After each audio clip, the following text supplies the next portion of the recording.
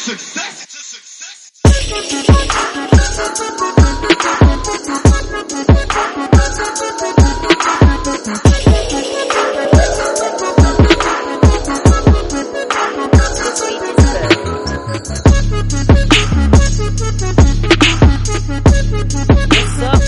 What's up? Welcome to your favorite podcast, The Ain't Shit Show, the home of booze, views, and unpopular opinions. I want to thank you for joining us for episode 84. Yeah, hell yeah. My name is Fresh, and I'm one half of the pod guys, and with me, I had the best man in all the podcast land, my right-hand man, Mr. B. Fuck is up, niggas? Hope y'all alright. Hope you having a good week. Hope you've had a good week thus far by the time you hear this. Right. Hope you guys ready. have had a great week, B. Did you appreciate me changing the intro from new to your favorite podcast? You told me to do that. We had to do that at 2 years. I did. I peeped it. I seen it. You see me maneuvering? Me maneuvering? I pay attention to detail. All right. How you been, man? What's going on? Shit. Same old same, you know. Enjoying today. Thankful for it. You know what I mean? Right. Some of us didn't wake up on the other side, right? That's a fact, Jack. That is a fact, Jack. You have a good weekend? Yeah. Weekend was good. Thursday, I went to the Nas and Mary show. That shit was extremely dope. I just want to say the whole Raleigh Durham was at that show. Everybody I ever met was on my timeline at that show. That shit was great, man. Had a great time. And like, shout out to my brothers. Not my actual brothers, but they my brothers. They their first cousin is Taraji Henson, name drop, and her and Mary clearly are like super.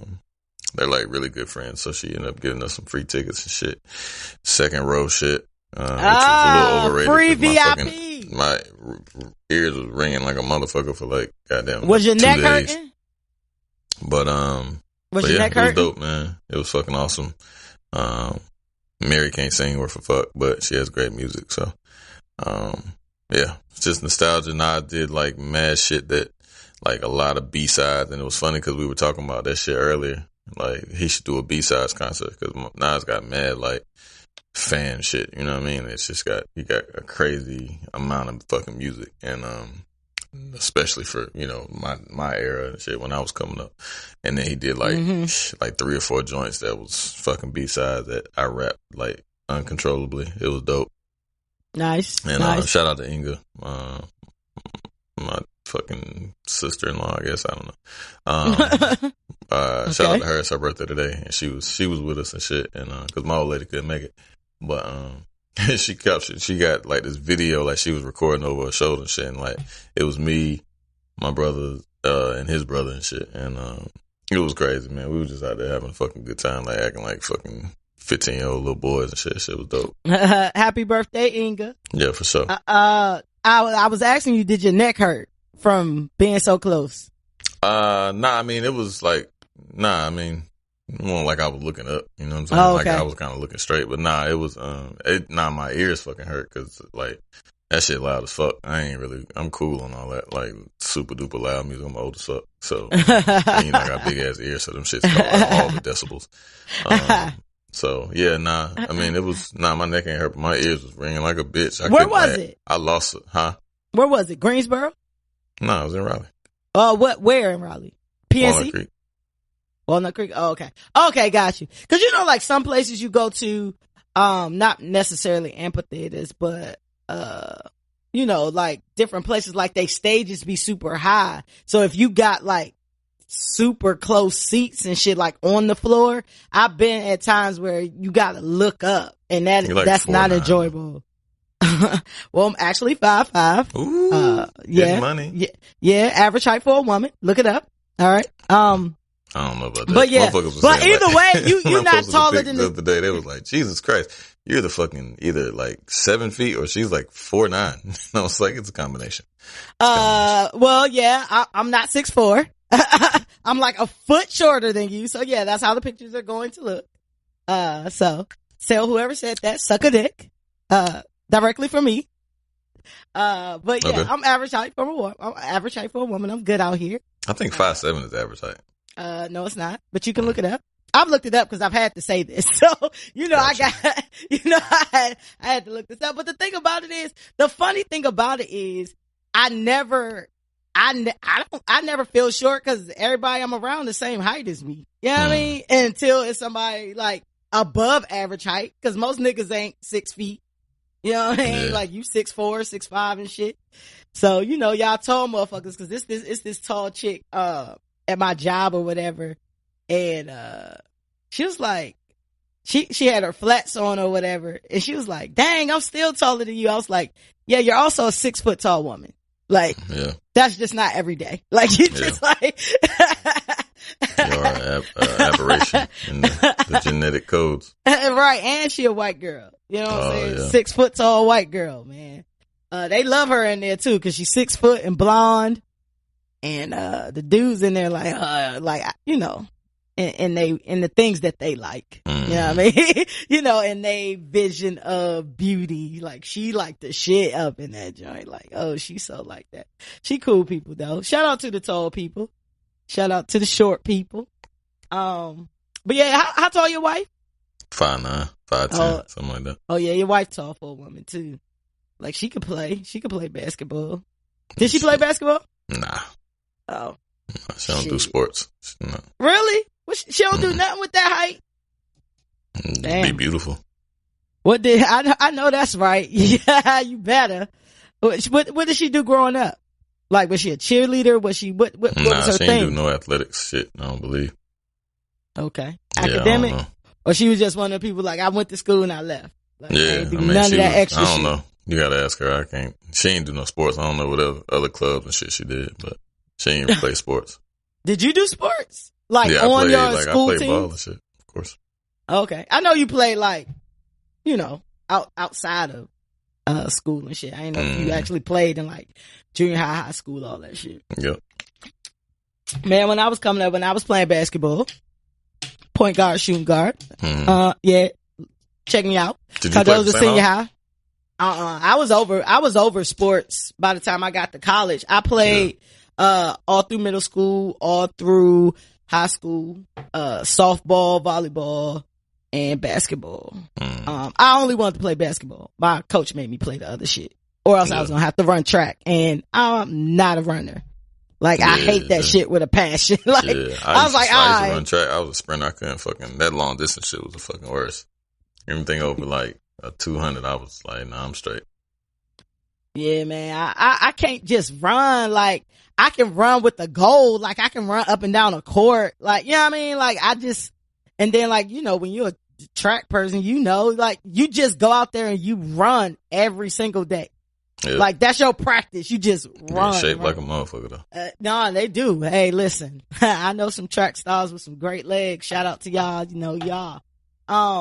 But yeah, shout out to them. But yeah, I played, you know, I played my sports or whatever. But by the time I got to college, I was just like, I knew all your friends play ball though. That's the wild part about it. Like well, not all of them, but a good amount of my friends played. But no, not a majority though. Probably the ones you know though, cause we all worked at, the same spot. And you know them from that. But yeah, a good amount of them. And I met most of them at St. Aug. It was 2 of them. How I got friends with the basketball team is cause 2 of my friends from DC that I played basketball against went to St. Aug. We went to different schools. But I knew how, life would be in college. Like, I didn't want my life to be that. Yeah. I didn't want to be practicing all day, and you know what I mean? Because at the end of the day, I think we talked about this on the show, like, they need to start paying these college athletes, man. Oh yeah, for sure. They spend them that whole 4 years. Like, I know my friends, they had to get up in the morning, work out, go to class, come back, practice, basically 7 days a week, you know what I'm saying? And then they have, you know, they had games over there. I was like, damn, like, and this was D2, you know what I'm saying? Like, St. Aug D2 or D3. Either way, it wasn't for me. But I could have went to school. I was getting recruited by schools, but they was like Midwest as fuck.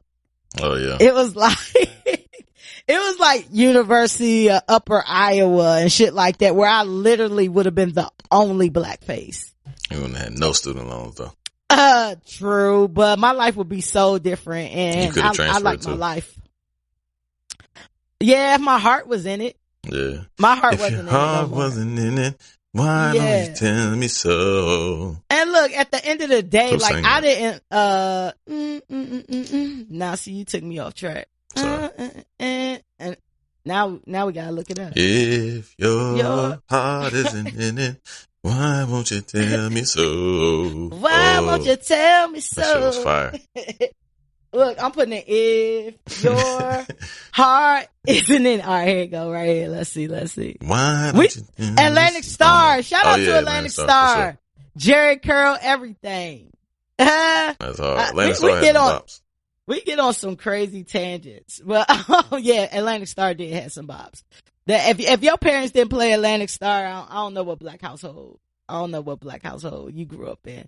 But where I was wrapping up that statement was to say, like, I know female basketball players don't get paid shit. And I was cool, but I wasn't in nobody's position to go pro nowhere. You know what I'm saying? I make more than basketball players. You know what I'm saying? So, it wasn't something I wanted to dedicate, to. I know a lot of people who like put in fucking extra years just to play. You know what I'm saying? It's just like, damn, like, shout out to you. Tilly played for, Tilly played for Shaw and UNC. Mm-hmm. And I think she played for another school too. Shout out to Jada. Tilly, man. Bone. Jada was nice. Shout out to Tilly. I ain't never see Tilly play, but Jada could hoop. I ain't never see Bone play either, but Jada was nice. Jada had a mean game. That motherfucker had a Shout out to Jada. Yeah, Jada was nice. I remember that's how I met Jada, because she was hooping, she was shooting like shit. I was like, damn, she had a nice little hesitation and shit, little fadeaway. Shout out to the Lady Falcons. Shout out to the Lady Falcons. And Sharice was trash. She just could rebound. Sharice wasn't playing when I was there, I don't think. Oh, right. Our years overlapped. She was a senior and I was a freshman. So, no, I'm lying. She had graduated the year before I got there. Yeah.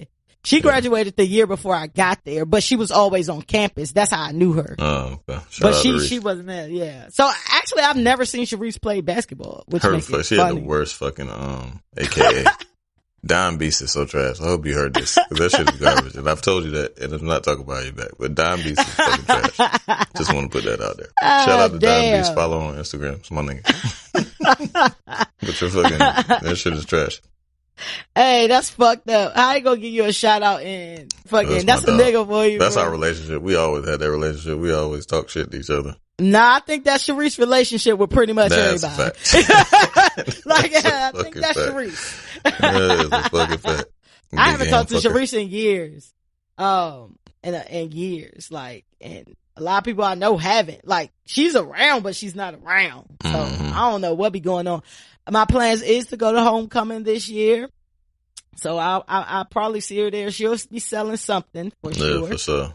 No discounts. She'll be selling. No discounts. That nigga, you want a discount? Nah. Hell no. Sharice the last person that's gonna give you a fucking discount, but be the first person to ask for a donation. That's some wild shit, bro. Yeah.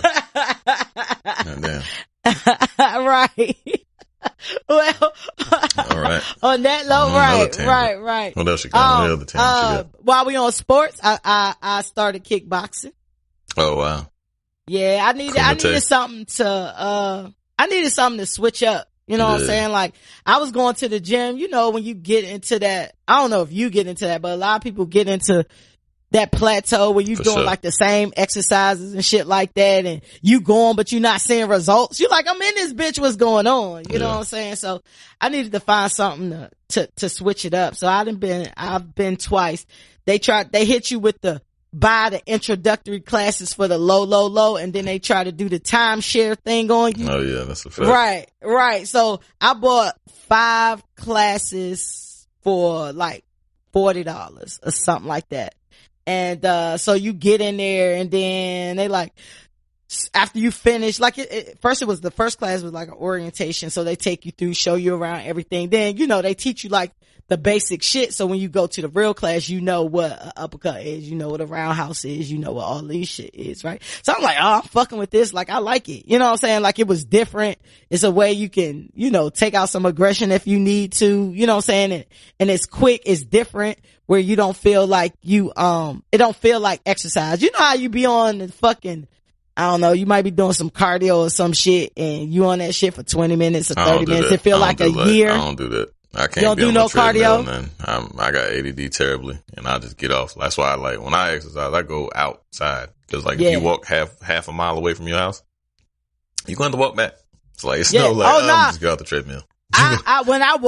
When I walk near my house, like I walk, like if it's a cool Sunday or Saturday or something, I might be like, I'm gonna walk today. And it's like super hilly, like near my crib. So I would normally walk like 2 miles or whatever. Yeah. And I'll be walking out and you're right. You gotta walk back. I be thinking about that shit too. No jumping off the treadmill when you outside. You know what I'm saying? Like the treadmill, you can cheat and I'll cheat. Like I'll fuck around and get lazy and be like, all right, 20 minutes is cool. Versus, but when you do 20 minutes down the street, you have to do 20 minutes to get your ass back down the street. But you're not looking like, you got music, you got the TV, you can look at videos, you can look at your phone, you can read, you know what I mean? Cool, you can do all that. I'd rather walk. Like I'd sometimes take my phone and listen to music and walk and see shit. Like I like the scenery. I don't like that shit. Like I like natural hills, natural depressions and shit like that. Like that's what's up. That's not necessarily my preference. It's not my personal preference. I do it, but I'm I'm not like a big like hiker person. Like you're never gonna hear me say, "Hey, let's go for a hike." Now people have invited me to hike. But I'm gonna go walk. I'd rather do outside exercise versus like inside. That shit don't work for me. I can't. Yeah, a lot of people say that. Like it seems like you like either or. You know what I mean? Like, like most people are like that. My preference is inside. However, inside can get boring. But I like it because I can switch up and go to this machine and go to that machine. And I'm watching something, I'm listening to something, on the treadmill. So I'm good with that. But, like near my house, bruh, them cars be coming by. I be like, God damn, like. Oh yeah, resident kids are playing, sir. The fuck? Well, I stay on like a street. So it's not like once I come out of like my community, I get on the main street and it's a busy road or whatever, but I be Nick Noid sometimes like, what the fuck? Like the car just sped past. And then, you see shit on the internet and shit where it's like near miss or somebody get fucking hit by a car. Like the car just come out of nowhere up on the curb and shit. I be paranoid, but yeah, you're right though. But anyway, I started that. So 9 times out of 10, I'm probably gonna sign up for the fucking, for the timeshare package and shit. Mm-hmm. That shit $175 a month. Boy, shit, that shit better come with a goddamn belt. Nah, I know, belt. Right. It's 100. If you get the unlimited, it's $175 a month. If you want one class a week, it's $125 a month. Them niggas busting heads wide open. Shit. That's crazy. But I say I'll do it for like a month or 2. Is it a contract? No, it's not a contract. Oh. That's why I was like, I'll do it for a month or 2. Damn, that's a lot of money. And if I'm getting the results, but you gotta invest in yourself. Yeah, I mean, but you know what I'm saying? Like for me, is a lot of money. Hell yeah, it is a lot of money. But that just means like, all right, you can't buy a pair of fucking Air Max. Like, that's just what it is. Who wants to do that? You can go walk. Air Max. Get you a fly-ass pair of fucking Air Max and go walk down the street. I need something else, man. Walking ain't working. And if I want to get like to my goals and shit, I've been doing great. You know what I'm saying? I done just hit a spot where ain't shit moving. You know what I'm saying? So again, like, I'm gonna do it. And I'm going to do it for like a month or 2. And I'm gonna really push myself as long as I do like 3 classes a week. Cause I try to go to the gym at least 4 times a week. I range to 4 to 5 or like workout of some sort. 4 to 5 times. That give me 2 days. I never work out on Tuesdays and I rarely work out on Fridays. Tuesdays cause we record, Fridays because I'm living my life. I'm not about to come home and go to the gym. But, yeah, so I'm gonna try. I'll keep y'all updated on if it works. But like I said, I'm only giving it a month or 2. And either if my motivation ain't where it need to be or I'm not getting the results I need, then I'm cutting that shit out. But they say on average, you burn between 700 and 1200 calories in a 1 hour session. I seen goddamn Kumite. I seen Bloodsport. I know what that shit is. Kick a bamboo tree. I shout out to Bloodsport. That was a great movie. I never saw that movie. I've never seen that movie. With Van Damme? Yeah, I don't think I've ever seen What that. the fuck? That's one of the greatest movies of all time. Is it? Yeah, when his brother got paralyzed and shit. Bolo Young, the big muscle bound Chinese nigga and shit. Nigga threw the goddamn. They had the glass and shit. Niggas had dipped his hands in the glass and they was fighting with the glass and shit. And the kumite, that shit was fire. Nigga licked the goddamn glass at the beginning. Like they dipped their hands, they put some glue on their shit. Nigga dipped his hands in glass and they fighting with the glass. And nigga Bolo Young, the Chinese motherfucker, he got that sound painful as fuck. Right, he did that shit with like some intimidation shit. I'd be like, all right, well shit, I ain't gonna do that. That motherfucker licking glass, that nigga lick glass, nigga won't even bleeding and shit.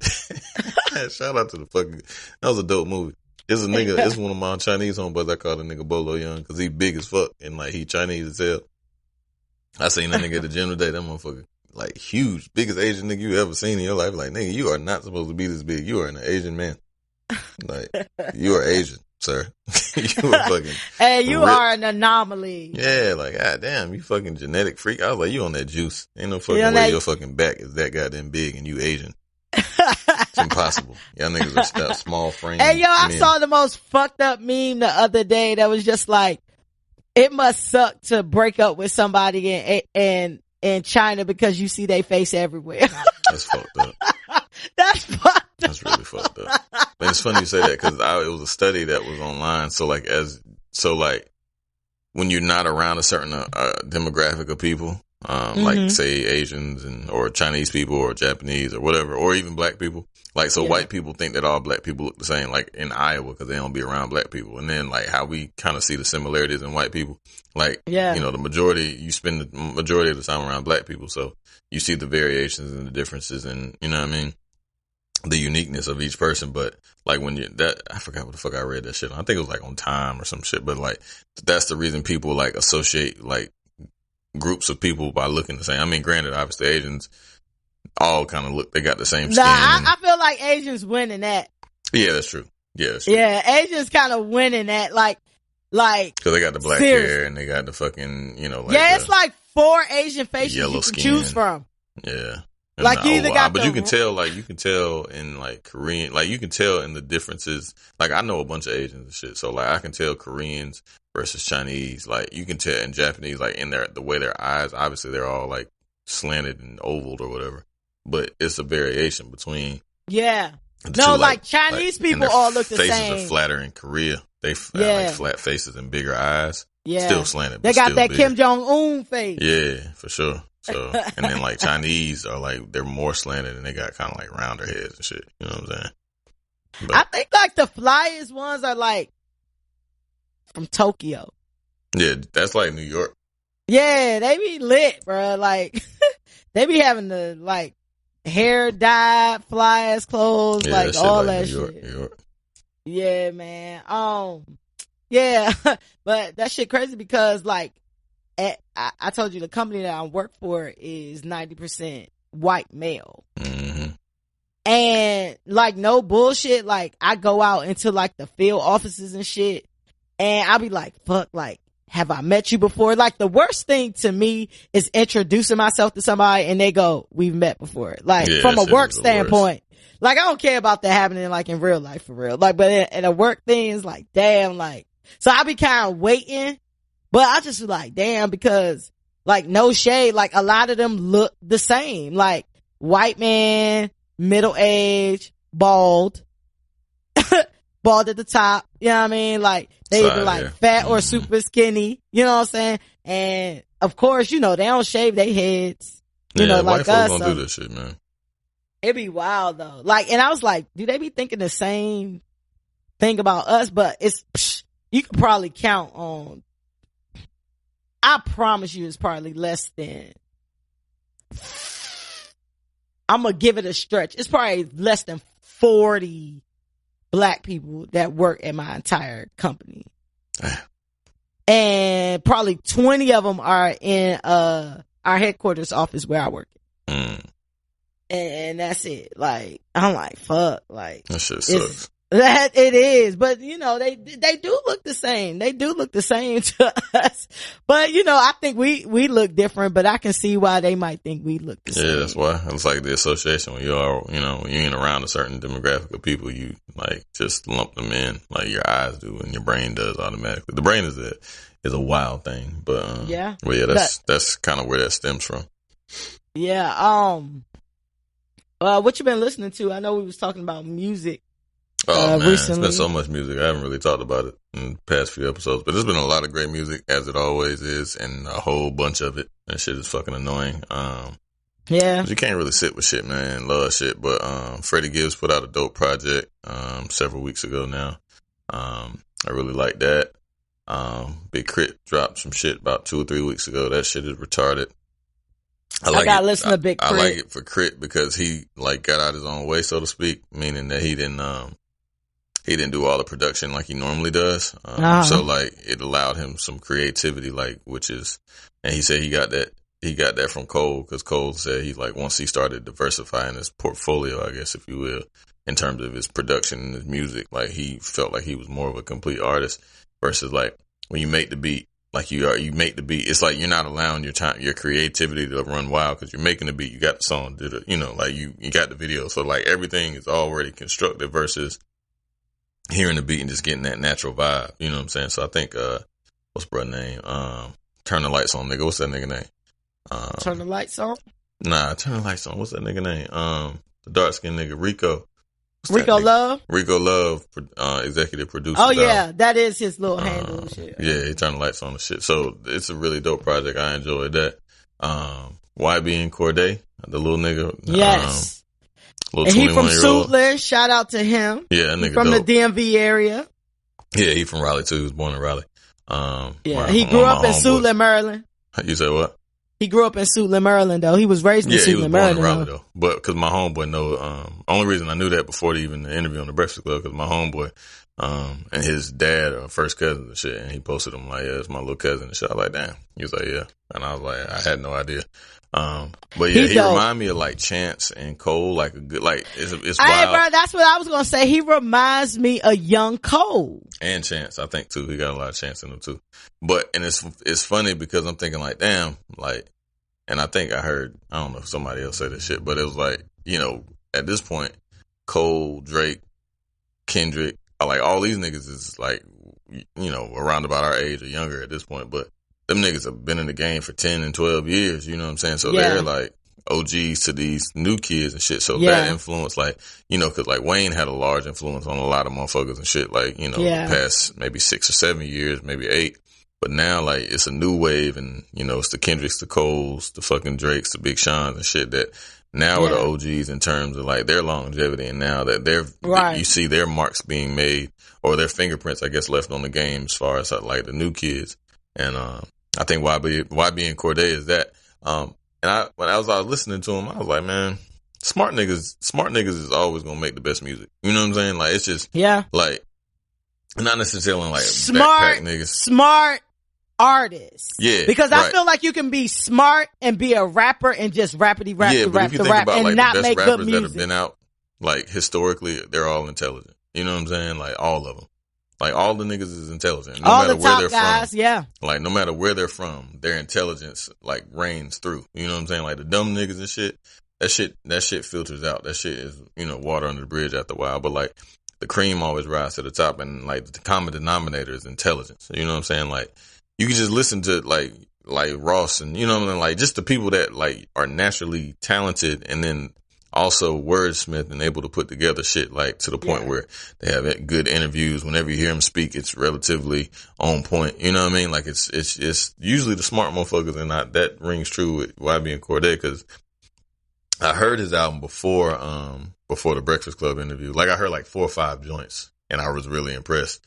And then I listened to it today, and I really enjoyed it. Like, the nigga dope. He can rap, makes good music, got good beat selection. The shit with fucking Anderson .Paak is crazy. I love that shit. I love Anderson .Paak. He's really talented to me. I love Anderson .Paak. What else have I been listening to? Hold on. Can I get my YB in? Yeah, I'm just trying to see what else I've been listening to though. I fucked with it. first got interested in him when he dropped the song with Chance, like maybe like a month ago. I think that may have been his first single or his lead-in single or whatever. Yeah.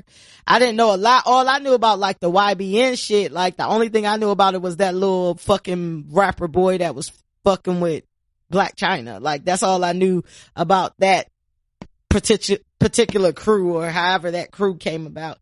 But then I saw Cordae with Chance and they had a video for that song and I was like, oh shit, like he kind of talking that shit, you know what I'm saying? Because if you just look at him, I feel like it's easy to write him off physically as one of the little young niggas, you know, like the rest of them, you know what I'm saying? And then this morning when I'm getting dressed and I'm listening to his Breakfast Club interview or whatever, and they played the shit with Anderson .Paak, and for me, if a song get me jamming off break and I never heard the shit, I'm interested. So I listened to it today. His album is really, really good. And I've only heard it once. I started listening to it this morning and then I listened to it later on in the day and got through the joint. But it's a really good album. Definitely go and listen to it again. Hard.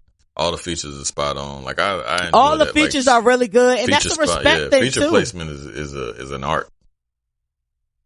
Okay.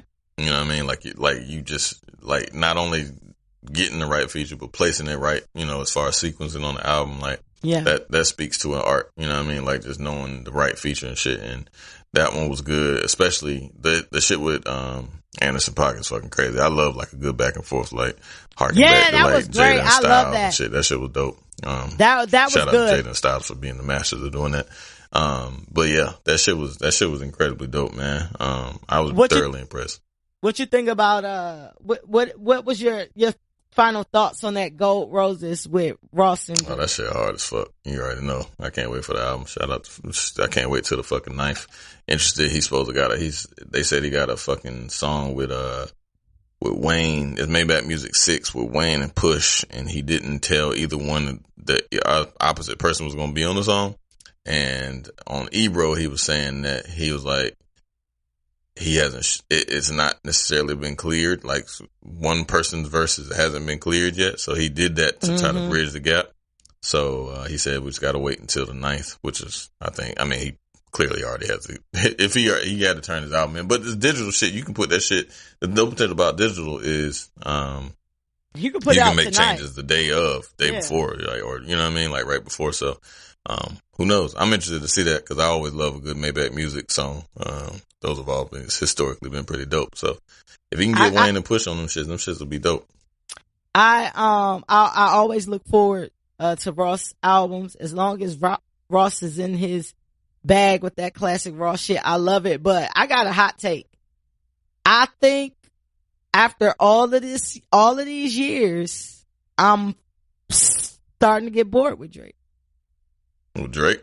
Yeah. I think I'm starting to get bored with the melancholy, sensitive flow, like on Gold Roses. Like, all that shit starting to sound the same to me. I'm cool. Like, I love that shit. I'm just, like, it worked, and it worked for so long, and it's still working. This is my hot take, cause I'm sure a majority of individuals will say different, but I'm ready to see some type of growth. I'm ready to see something different. Now, Drake can rap. I'm not taking away from Drake rap, but like the shit he doing on Gold Roses, I'm like, the shit he doing like on that Chris Brown shit, I'm like, I'm like, what else? Like we already know, you know, how you feel, and like that Gold Roses song sound like a Drake song that Rick Ross got on versus the opposite. So I don't think it's a trash song. I listened to it a couple times. I'm cool with it. I'm hoping that the Ross album is much more Ross. I was listening to, I think it's a lot of pressure when you come out with a part 2 of something that's already a classic album. That's a lot of pressure for Ross to name this Port of Miami 2. And Port of Miami and Deeper Than Rap is probably my top 2 Ross albums ever. Like, I was listening to Deeper Than Rap, this weekend, and that shit goes so hard, bro. That shit goes so fucking hard. And Ross so smooth with it. Like, Ross be talking shit, and Ross damn be taking a shot at somebody, and then you don't catch it till later. You know what I mean? Like, oh shit, he was talking about 50, or he was talking about, somebody, but I'm getting bored with the Drake shit. You don't think it's time for Drake to elevate, or you good with the status quo? That is Drake. Whenever Drake rap, I'm here for it. Like, that nigga. He wasn't really rapping. He was doing that like in the beginning of Gold Roses. Yeah. It was like that. He had a whole 1-2 flow. He had a 24 bar verse on Pure T rapping. I'm cool. How did you say he's not rapping though? I think it's this particular type of flow. Like when Drake going in or Drake doing his thing, this is the mid melodic rap flow thing that sound like every Drake that song. Shit was not melodic at all. It was Pure T bars. Like, it's just like he rapped on any other thing that he raps exclusively rapping on. It's not like he was singing. He did the singing part on the hook, yes, but yeah, that's the part. I'm bored with that. That shit was fire. I'm bored with that. That shit sound like every Drake song. Them bars was crazy. The hook was that shit sound crazy. like a 40 produced track. You know what I'm saying? Like it sound like the recipe. Now, I'm not saying leave your recipe shit. The shit working for you shit. This motherfucker still out here willing to buy it. I'm just saying, from my perspective, it's been 10 years plus. I think I'm ready. I'm ready for some type of something that's not that shit. I'm cool. Like I said, I was cool with the Chris Brown shit. I'm cool with this Gold Roses joint. When Ross came in, Ross did his thing, but it sounded like a Drake song that Ross was on, vice versa. So that's my hot take. I like it way better than Money in the Grave. I don't like Money in the Grave. Yeah, Money in the Grave wasn't that great. I like Ross verse on Money in the Grave, but I don't like that song. That song kind of weak. Yeah. I like I'm hoping he come through. I'm hoping he come through, cause if you gonna name a Port of Miami too. Nipsey and fucking Tiana Taylor and shit. That shit crazy. He got Maybach Music. He got the title, like, Fascinated. He's so fucking elaborate and, like, luxurious with everything he say and do and shit. Luxury like, trap. Going through the, some of the titles that he got on the song. That shit gonna be nuts. I already know that shit gonna be crazy. We'll see. I like the shit with Swiss. Shit with Swiss hard. I'm just over singles. Like, I'd rather him just put the album out. Like, you're at a point now, you don't have to draw up any buzz. Like, you're Rose to the point where, like, just drop your album. Like, if he would have dropped Gold Roses and then, like. Do you feel like Gold Roses is a single? Nah, it's just music. It's just featuring. That's what I'm saying. Like, normally people put out whatever, like, the single is going to be. That's so what I'm saying. Like, you don't have to put out singles anymore. Like, you just let. You definitely do, because people ain't selling like they used to. People ain't selling like they used to. But he ain't got he's an artist that never really, like, his singles and shit days have been over. He's an album artist now, to the point where he can just put out an album and let, like, the fans pick that shit, you know what I'm saying, for what they like. Cause, I mean, I don't be like singles and shit what they find on albums. I like certain shit way better, you know what I'm saying? Like on, certain albums or whatever. So, I mean, you gotta try to. Like, the shit was Wale. I ain't really like that. You know what I'm saying? Like, but I like the shit with Swiss. That seems to be a single. I didn't hear the one with Wale. That shit ain't all that. But you don't like Wale, so. Nah, I mean, it's not because of Wale. It's just the song and all that. Like, it's not because Wale's on it. Like, give a fuck about Wale if he was on it or not. If he wasn't on it, I still wouldn't like the song. I mean, it's not like a bad song, but it's nothing like, oh, that shit's crazy. It probably might sound good in sequence and, like, in the course of the album and shit.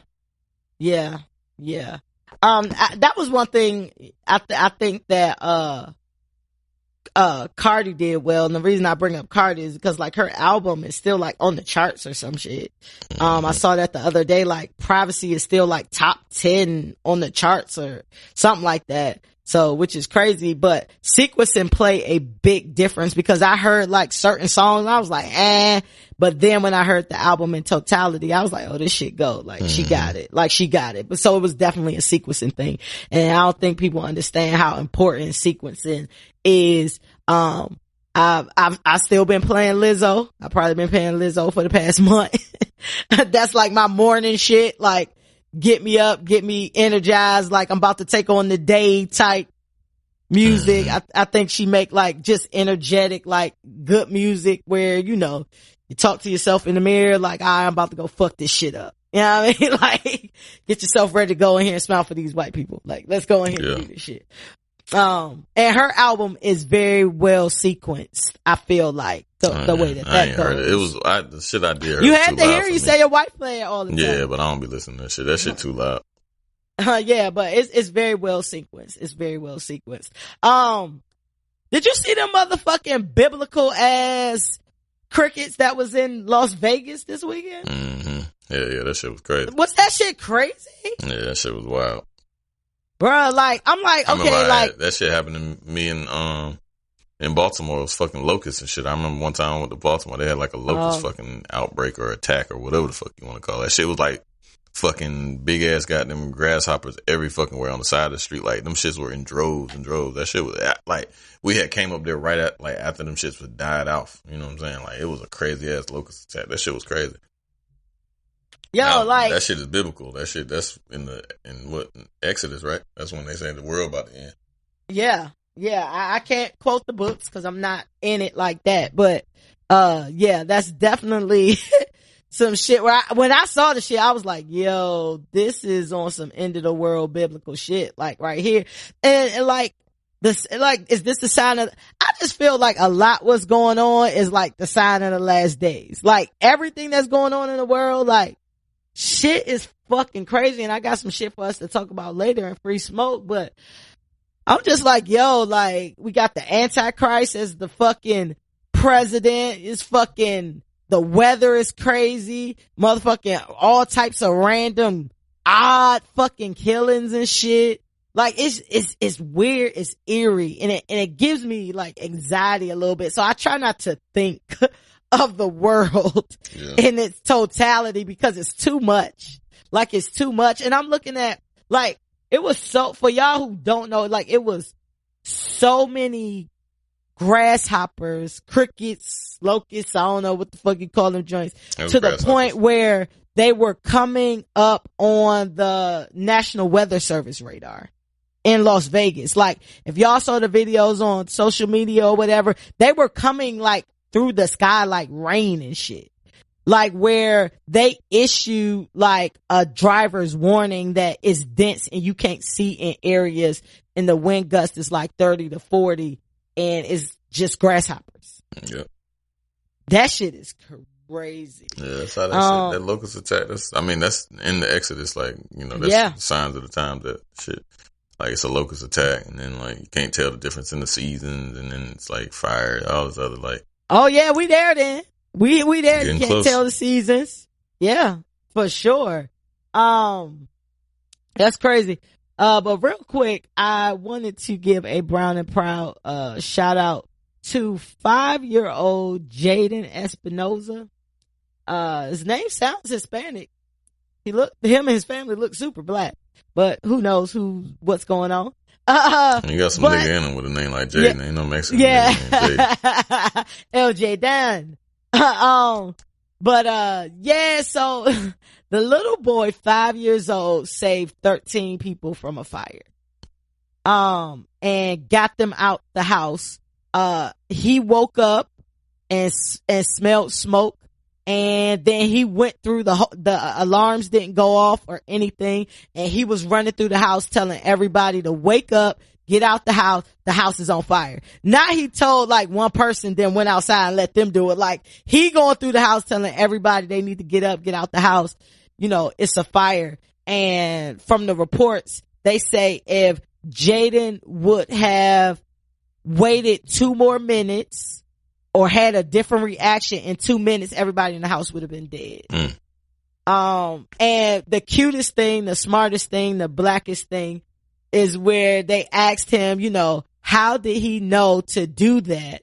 He said because he had taken, like fire drill courses at school, and he's brilliant. He said, cause I'm brilliant. For sure. Yes, King. Yes, King. Tell him what you are. Stand in your truth.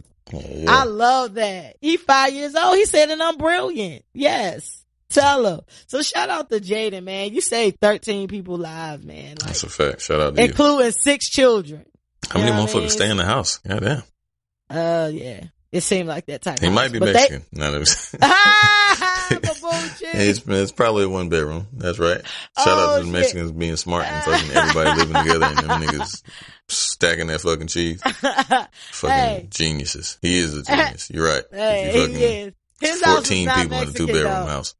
Them people he probably, in the house he probably didn't have to run far, shit. right? Because it was a big house. Don't do him like that. It was like a 3-story house or some shit. Oh, okay. I don't know if he had to go through up all the steps and shit like that, but it was 7 adults and 6 children in there. Oh yeah, that's including Mexican like his sure. cousins and all of. Yeah, that's Mexican. But that's they lost everything. Smart, they lost everything. The house burnt down. They literally lost everything. The one of the adult women was just like, we lost our IDs. I lost my car keys, my phone. We don't have our pictures. I'm like, yo, I get it, but like, bro, like you got your life and 12 of your people's life. Yeah, I mean, but the pictures is the hardest thing to get rid of. I mean, like, like that's one of them. I dealt with fire losses at work and shit, and people like always talk about pictures because you can't get them shit back. You know what I'm saying? Like, that should be some serious shit, like especially physical pictures. You know what I mean? Yeah, like, that's why nowadays you good because your shit in the cloud most of the time. Yeah, but that don't mean shit when but you got old joints, pictures. Yeah. Like childhood pictures or you know what I mean, grandparents and shit like that. That shit sucks. Yeah, like listen, out of all the things that can happen, one of the biggest fears is like fire.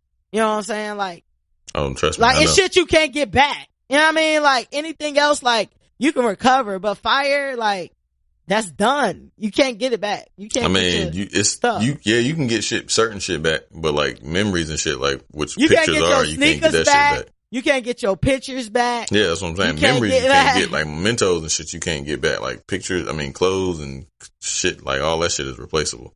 But like, my shoes not replaceable, bro.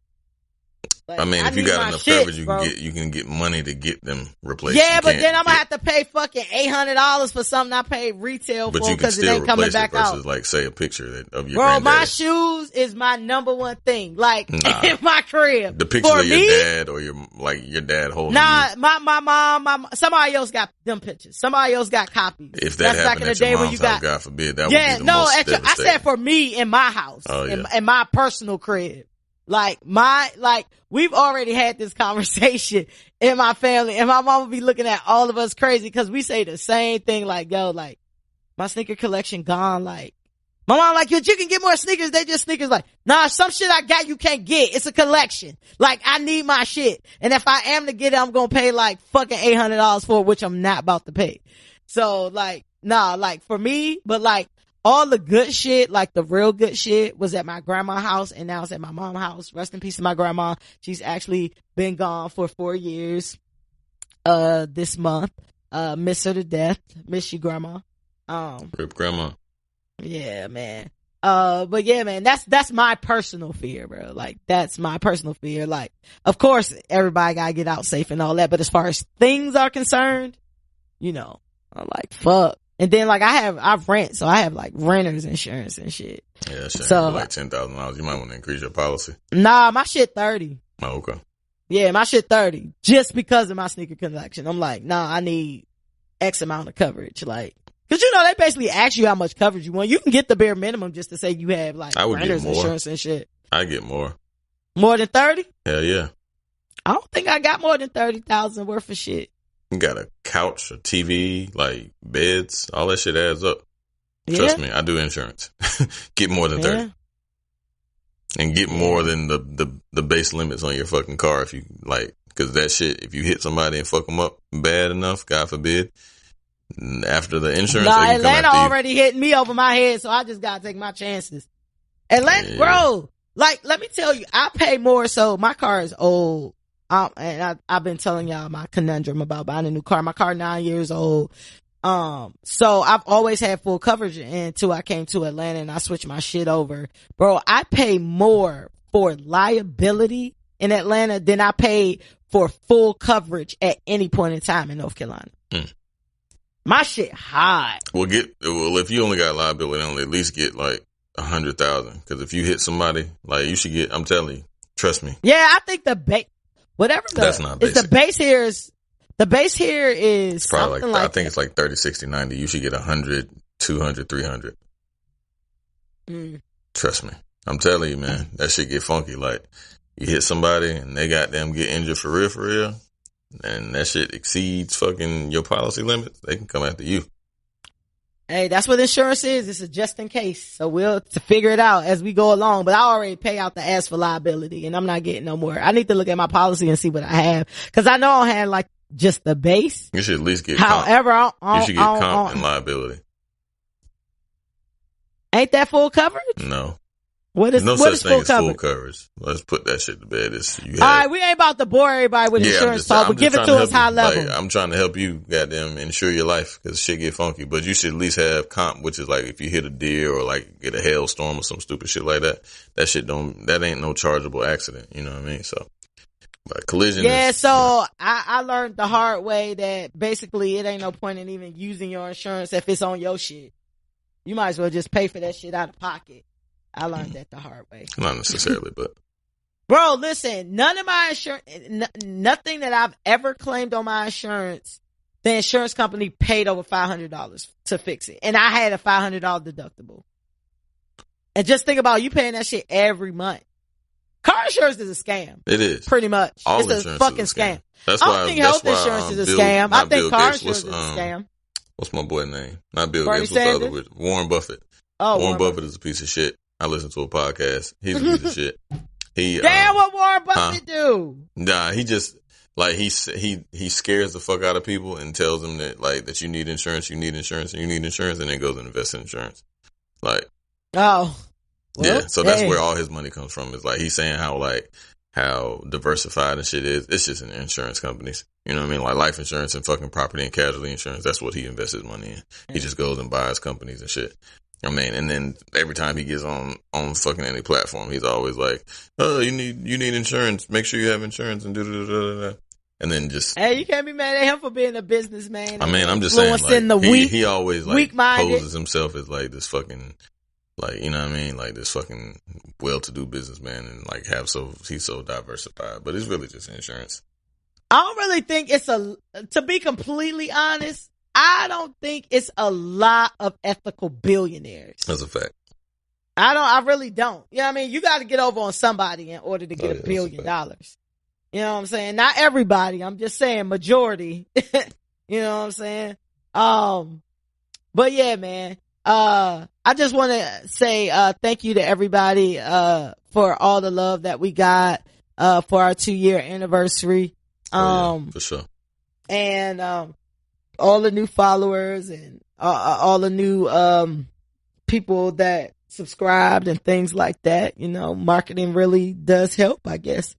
So shout out to everybody, and just shout out to the people that I know personally that gave me like genuine fucking love, because at the end of the day, I feel like we get all these props to motherfuckers we don't know. And then when our real people come through with some real shit, you know what I'm saying? It's like the lackluster love. You know what I'm saying? Yep. So, you know, shout out to everybody who just hit me up like, yo, congratulations. Or, you know, I remember when you was just talking about this. And I remember when, you know what I'm saying, like you actually did it and it's been 2 years, don't seem that long. And, you know, all of that. So like that shit right there, like really, really touches me, especially when a person takes time out their day. Huh? None. Go ahead. So fucking weird. I know. Just trying to insert some comedy here. But no, I'm being real, and I'm being like, shout out to the people who, you know, really fuck with me and really fuck with this podcast and see the work that I put in with this and see the work that we put in with this. So thank you very much. You got anything to say? All right. You ready to get into some little shit so you can insert some comedy? Mm-hmm. Little shit is our pop culture segment where we talk about all the fuck shit on your timeline. What is your drug of choice today? I'm on drugs. I'm on drugs is a wow. It's really good. And, yeah. And I went to Red Oak over the weekend. Red Oak is my favorite beer. I went to the fucking brewery and shit in Greensboro. It's actually in like Burlington, Mebane, but yeah, that shit was dope. I had a good time, good ass time. I was nice and drunk by the time I left out of there. On a good Sunday afternoon. I was watching something very briefly about beer, and they were talking about like testing the beer, making sure the batches is good and shit like that. And the dude was like, do y'all spit it out? He was like, this ain't no damn winery. Hell no. He was like, we drink it. Yeah. I'm like, you gotta be fucked up at work if you working at a damn brewery. Yeah, for real. You want to get If a y'all little taste. drinking it. But I'm on the classic code, the Jack and Coke. Let me ask you a quick question about drugs though. Do you feel like $30 for a plate of infused food is expensive? What kind of food? Like regular food. So it was like, it's this one place I started following. Like, it's in Atlanta. Like, food look bomb as fuck. And it's like, they had different stuff. They had like chicken Alfredo and, like one place like chicken Alfredo and spinach. One is like, wings and macaroni and cheese and broccoli, like food like that type of food. That's about right. I mean, yeah. You're gonna pay $15 for some weed anyway. Yeah, that's true. Depending on what you get, but yeah, you're gonna spend $30 for it. You get you a gram or some shit, you're gonna spend $30. So yeah, but that gram ain't gonna be no one setting type shit. Well, it ain't for me. I don't know where the fuck you be at, but yeah, it is. I don't smoke that much, I guess. That lasts me for a good minute. A gram? Yeah. It's like two or three good joints. Oh, like, I smoke white papers. Me too. Okay. Well, not white papers. Them shits ain't good for you. You should smoke raw papers.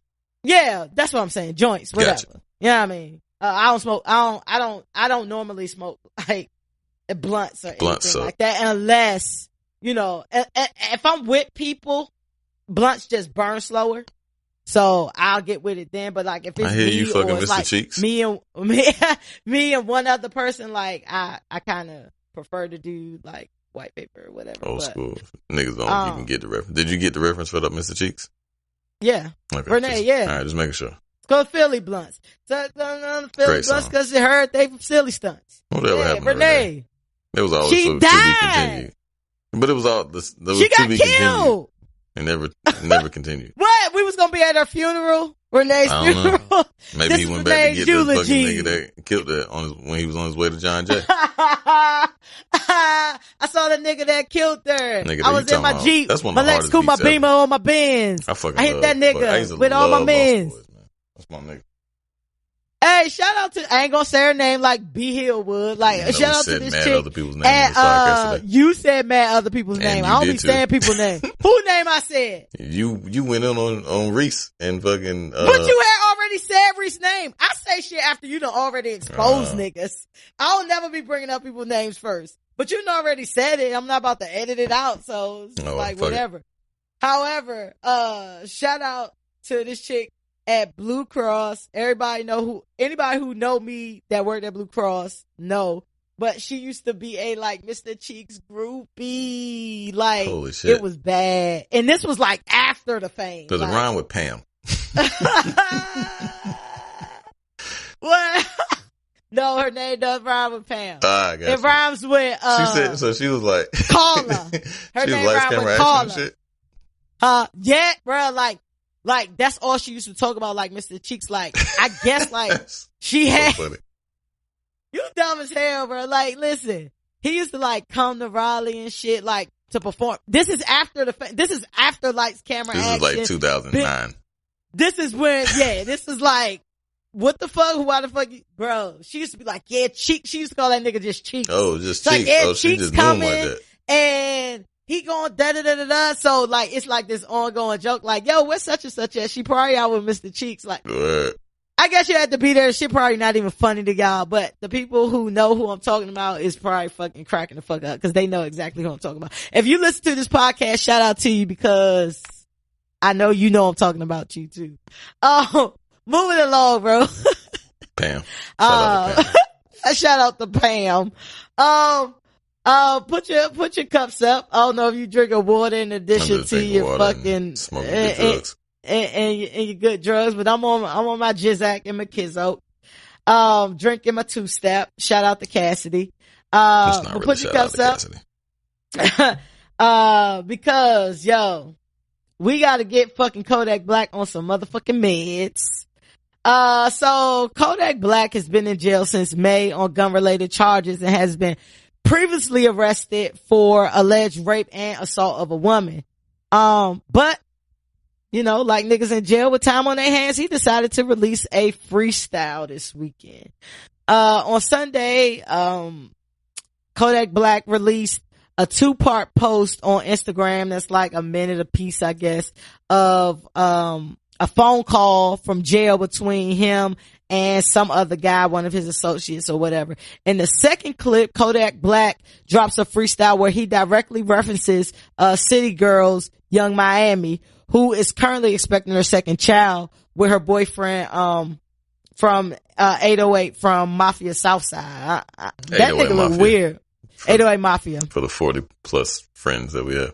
And I have no idea who that is. I know who he is, but I don't know who 808 Mafia Southside is. 808 Mafia and Southside are a collective of producers. And 808 Mafia is one of them and Southside is the other. Gotcha. You just educated us. All I know is he was a weird looking nigga with a bunch of tattoos. Oh yeah. That's definitely from Florida. He's no heartthrob. That's a fact. That was perfectly put, B. So. But when you get money, you get, you know. Hey, money bring bitches. That's a fact. And you can even get bitches with money. Like, as long as you got money, you good. But in his freestyle, he said, I bought Young Miami a ring. She wanted 808 baby. When I see her, I'm gonna hit that bitch in her stomach. That's the way I keep it real. That's what I'm saying for fucking up my money. You have threatened to hit a pregnant woman. Can we take his fucking phone privileges should be suspended indefinitely. Fuck up.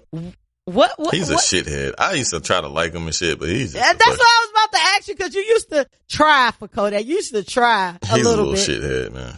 He's just a dumb, like, he's just a fucking, like, mildly autistic, maybe more than mild. I think it's moderately autistic or fucking Asperger. He just retarded. That's it. Yeah. I don't know if that's offensive to anybody, but it shouldn't be, because that nigga's retarded as fuck. I think that I always what type of mental health are you? Some people just do things for like shock value. Yeah, he's just like, I feel like a 50 is a person who do things for shock value. Like this guy, like, I'm just like, why would that ever be okay? Like, why would you think that is okay? And like, kind of double down on it, like, and then who's your mans? Right. Who's your mans you had the conversation with? That's my whole thing. He told the nigga to put that out. That's a fact. Like, he ain't be like, yo, just this some shit I'm working on, peep it, and just work it. Like, nah. He was like, nigga, put this out. He's just like, that shit. I mean, I don't know that for a fact, but I can pretty much, I bet a good $150 on it. That you know what I'm saying? That nigga tried to put that shit out purposely. Like, that shit won't just a slip of the fucking record agree. Button and upload. You know what I mean? That nigga was like, he been thinking about that shit. Yeah. Oh, weirdo. He been thinking about that shit. And he's just so hard on the eyes. Like, he's less of a heartthrob than 808. them niggas like, first and second though. Yeah, and you know, he didn't got first and second. It's just like, at what point, like, I know a lot of people can separate the art from the artist, and I can do that to a certain point. After a certain point, I'm just disgusted by you as a human being. Yeah, I can't fuck with bro. You know what I mean? Like, so it's just like, all right, so now, you know, he had his little beef with T.I. He done had his little beef with a few other people. He just said the fuck shit about, Nipsey and Lauren London, you know, who's, you know, Nipsey's, girl or whatever. Like, he just say like a lot of outrageous shit. So I be thinking, like, do you really not know? Like, is your brain that fucked up where you can't decipher what's, you know, it's some people that can't, pick up on like, body language or people's reactions or things like that. Yeah, that's exactly what it is. Tell I spent some time in customer service. That's exactly what it is with the soft skills. cancel culture is one of those things that we've been about and throwing out there, and legitimately so. Some people actually really do get canceled. Do we feel like it's time? Yeah. Do we think that it's time to cancel Kodak? Yeah, I'm cool Black? on, bro. I'm personally, I don't really, I mean, it's not like I have any Kodak Black music in my phone. I don't believe.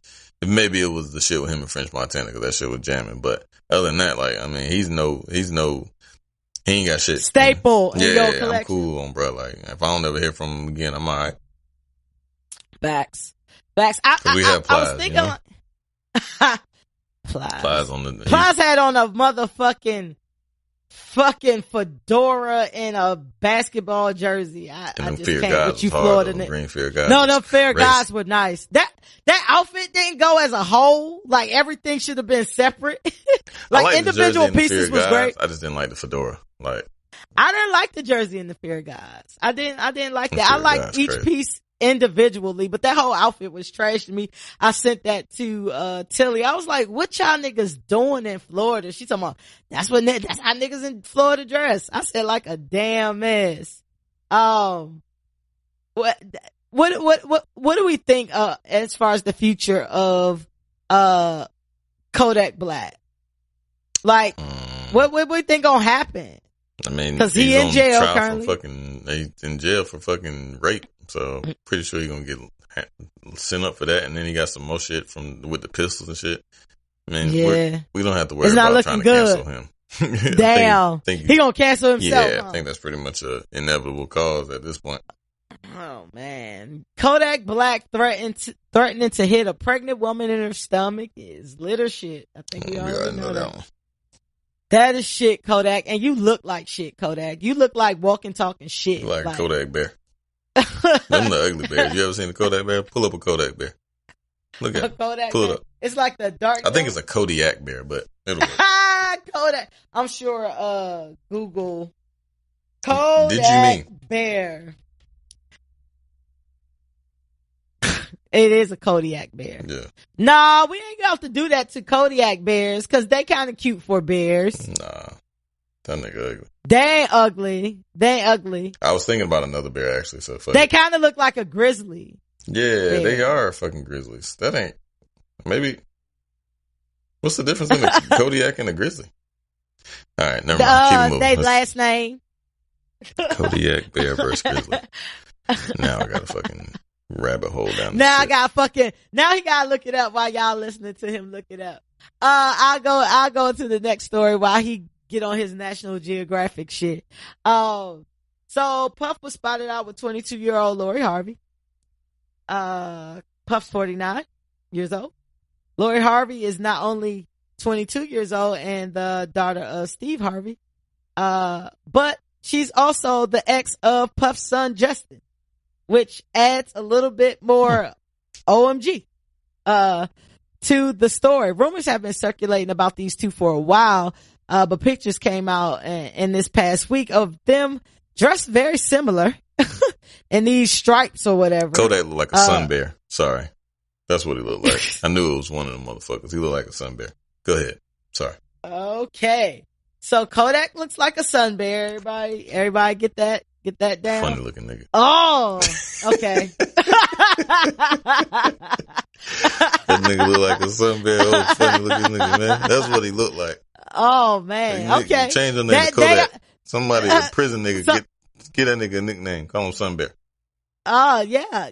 I think they are in the uglier of the bears. Yeah, them niggas ugly, right? I told you. Yeah, cause it kind of looked like a seal mixed with a bear. Yeah, it's looking like a little autistic. Kodak Black.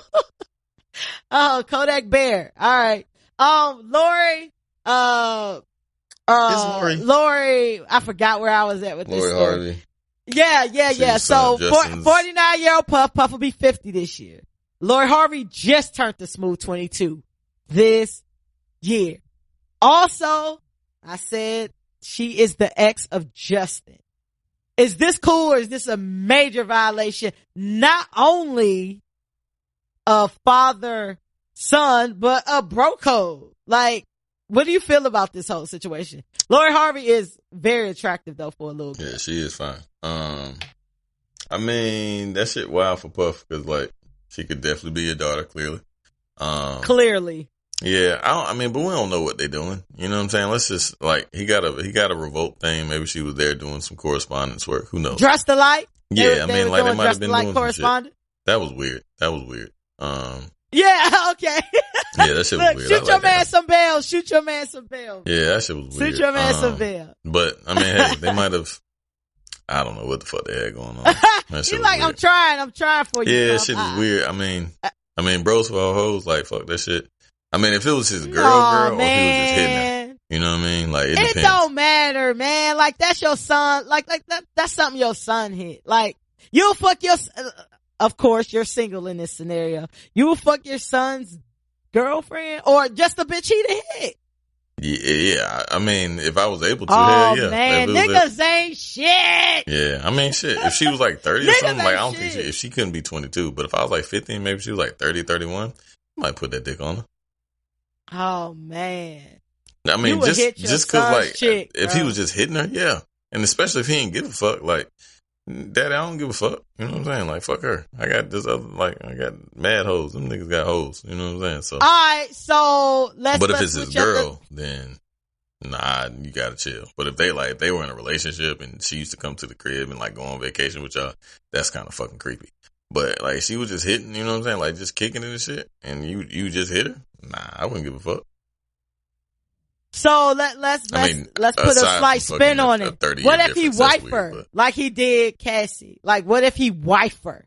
That's and now weird. You gotta come. Anything making a relationship out of this shit is weird. Like if he just hitting her and shit, that's cool. I mean, listen, y'all already dressed alike. You're not dressing alike. You're not dressing alike with a bitch you just fucking. That's all right. I mean, it could have been. Let's keep it 100. You know. Bro, and she got something so good that's making y'all dress alike. You in it for something. Let me see what's going on where. I'm about to unfollow Cassie. Yeah, I be unfollowing pregnant women. I can do that too. I'm like, what's the point? Why am I following you? Like, ain't no point in following.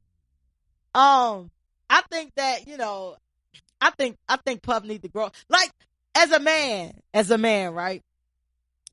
Where and the men that you know that are older that go after like significantly younger women. Oh, that's prey type shit. Yeah, that's what I'm like. Like, is it like you insecure and you know you can mold them, or is it just the fact that having this young girl beside you inflates your ego, regardless of the reason why she's there, whether she's there for your money or I know a lot of people with sugar daddies and all that type. And, everybody been in a sugar situation at some point in time, depending on how old a person may be. But like, what do you think Puff is getting out of it? Cause I had a conversation with somebody recently and we came to some conclusions. What do you think Puff is getting out of? Because listen, when you hear Puff like reminisce over bitches, it's usually the bitches that's around his age, like the J-Los, the Kim Porters, the whatever. But yeah, he's still, and we talked about Puff a couple episodes ago with the other chick he was making out on, the little girl he was making out with, on his Instagram and shit. Like, do you feel like it's an insecurity thing? What do you draw as a man and knowing older men, who probably date like younger women? Like, what do you get out that situation that can educate us on that? Nice firm titties, a nice round ass that hasn't been weathered, if you will. So that, from a physical standpoint, that's definitely what you get. Mentality wise, I'm not sure. I couldn't really speak to it because I can't really vibe with like motherfuckers that's young. You know what I'm saying? Like, yeah, it's kind of hard for me because I've always dated girls that are usually like older than me. You know what I'm saying? In some capacity. Yeah. So I don't know. Like in terms of that, I couldn't really justify it. Maybe it is a fucking sense of insecurity or something, motherfuckers just like what they like. I guess I don't know. But yeah, shit. But yeah, that's what I'm saying, because it seemed like the bitches he love are actually the older women, but the women he kind of go towards, because I feel like at this point in time, you Puff. We know you rich. You don't have to prove that you can get young women at this point in time. At this point, he just like what he like. So in a conversation that I had, we came to the conclusion that Puff, you know, it's been all these rumors about Puff and Puff sexuality and shit like that. Like, we feel like, and the conclusion we drew in that conversation was basically like, Puff know he don't want to live like this married life or whatever. And he know if you get a woman that's older, she gonna have certain expectations of you. If you get these younger women and you can kind of mold them until they get fed up and be older women like Cassie, who's probably just now 30. You can do that, but you feel like Puff might want to do his, you know, bisexual thing. Like concept. Why, you know what I'm saying? Like that might be what it is. Puff and French Montana ain't been hanging like they used to. Did they break up? Word. You just gonna say word. I mean, yeah, it didn't dawn on me. I did hear some shit with French Montana and Max B that's fucking crazy. Shout out. What'd you hear? It's a song with French Montana and Max B. Shit dope as fuck. I thought you were talking about some tea. You talking about a song. Oh, no. You know, I thought you had tea and shit. I'm like, nigga, this whole show is about tea. So don't act like you ain't about no tea. I don't be giving a fuck about that shit. I just talk about it because you're good at it. So. About this fucking tea. Niggas, let me get my shit off real quick. First of all, I just want y'all to know that niggas talk more than women. Because of my personality and how I get down, I be cool with women and I'm cool with a lot of dudes. Dudes be telling the fucking tea. You think your boy keeping your fucking secret? No. He telling everything about you and what you doing and how you doing it and the bitches you the fuck and all that shit. Niggas be gossiping. If I'm lying, I'm flying. Niggas be gossiping. And I just sit back and I listen. Like, for real? Like, yeah, and you know, and then don't let it be a nigga who hating on another nigga because that nigga may have gotten a chick that you wanted. He gonna tell every dirty thing about that nigga he knows. And one of the famous breeding grounds for that was at our old job. Oh, yeah. I could tell you about a lot of niggas' business because I heard it from other niggas. And they'll sit back and spill all your shit. They was definitely hoes, bro. Them niggas was hoes. They was definitely bitch ass niggas. Damn, I forgot about Buddy. I forgot to tell somebody about weirdo guy. Damn. Yeah, I forgot. Don't say his name. Yeah, nah. I know exactly what you're talking about. My fucking podcast. Fuck that weirdo. Fact. It was some weird niggas. It was only like a few real niggas that I fuck with out there. Like only a few, maybe 2. Not 3. Yeah, and I mean, if I see him, it's all love, but, you know, we don't talk, man. I don't really be talking. Right. You don't kick the shit. Like have you talked to, and I could take this for all podcasts, have you talked to, I ain't gonna say his name, have you talked to our sneaker buddy? Nah, I haven't. I ain't talked to him in mad long. I need to hear him. That's what I was thinking about, like, he was one of them. He was my nigga. Oh, outside of work, but I ain't talked to him. Yeah. Need to holler at him. I'm cool with him on social media, but I don't know if he on Facebook or whatever. I know I'm following him like Instagram or nothing like that, but we need to hit him up. Puff and Lori Harvey is litter shit. It's shit, I guess. I don't know. It's whatever you think. I guess it's in the middle. I don't know. You know, I don't know what they got going on. So until we get official press release, whatever they got going on, the matching outfits was weak because the shirt was mad big. It was weird. Yeah, it kind of. She looked cute though. It kind of. She looked cute. Yeah, she did look cute. Yeah, that's cool. Damn, a child. It remind me of in essence of that outfit that 50 Cent had on. Remember when he got rolled up on? We was like, what the fuck 50 Cent got on? I don't know. 50. I ain't no telling what fucking 50 wearing. Wearing some bullshit. I think that is shit. Cause I think that's fucked up. If what we think is going on, and that's what I'm going off of, I don't think that that's cool, like, the fuck your son chick. You know what I mean? Because only reason I feel like Justin may have liked her a little bit, I don't know the full nature, like you said, they could have just been having sex.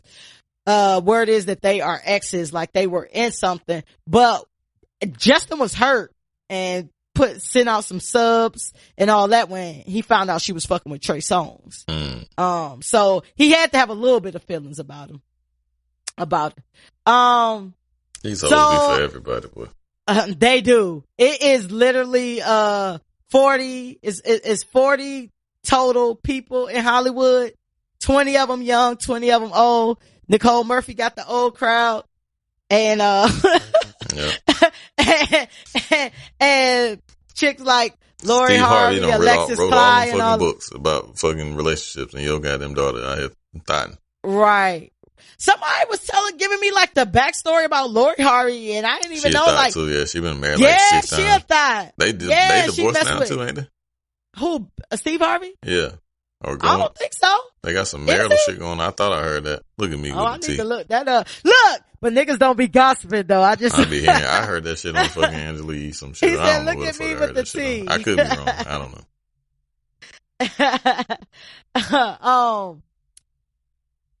What was I about to say? You said, "Look at me with the tea." That was funny. Yeah. So Lori Harvey. I mean, not Lori Harvey. Steve Harvey wife, Marjorie Harvey. She done been with like 2 of the biggest drug dealers and shit. Like she always been with a rich nigga. Mm-hmm. Like she was a thought too. I ain't know the history. Somebody was like, "Ooh, let me tell you about her." I was like, "Oh shit, I ain't even know all that." Get it, sis. Get it, sis. All right. So y'all know that I put this guy on the sick and shut in list. We ain't been talking about him in at least 5-6 months because I was just over him. However, I decided to give him an introductory entrance back off the sick and shut in list just to tell this story because I just thought it was so crazy. So Kanye West once, so there was an interview on Jimmy Kimmel with Pineapple Express actor, Danny McBride, who is like a middle-aged white guy, for y'all who don't know, like slightly overweight. Like he gives you a guy who would act in Pineapple Express. If y'all don't know exactly who he is, look him up. The shit was on HBO. What'd he do? Talking about okay. While he does that, let me get through the story before you jump back in though.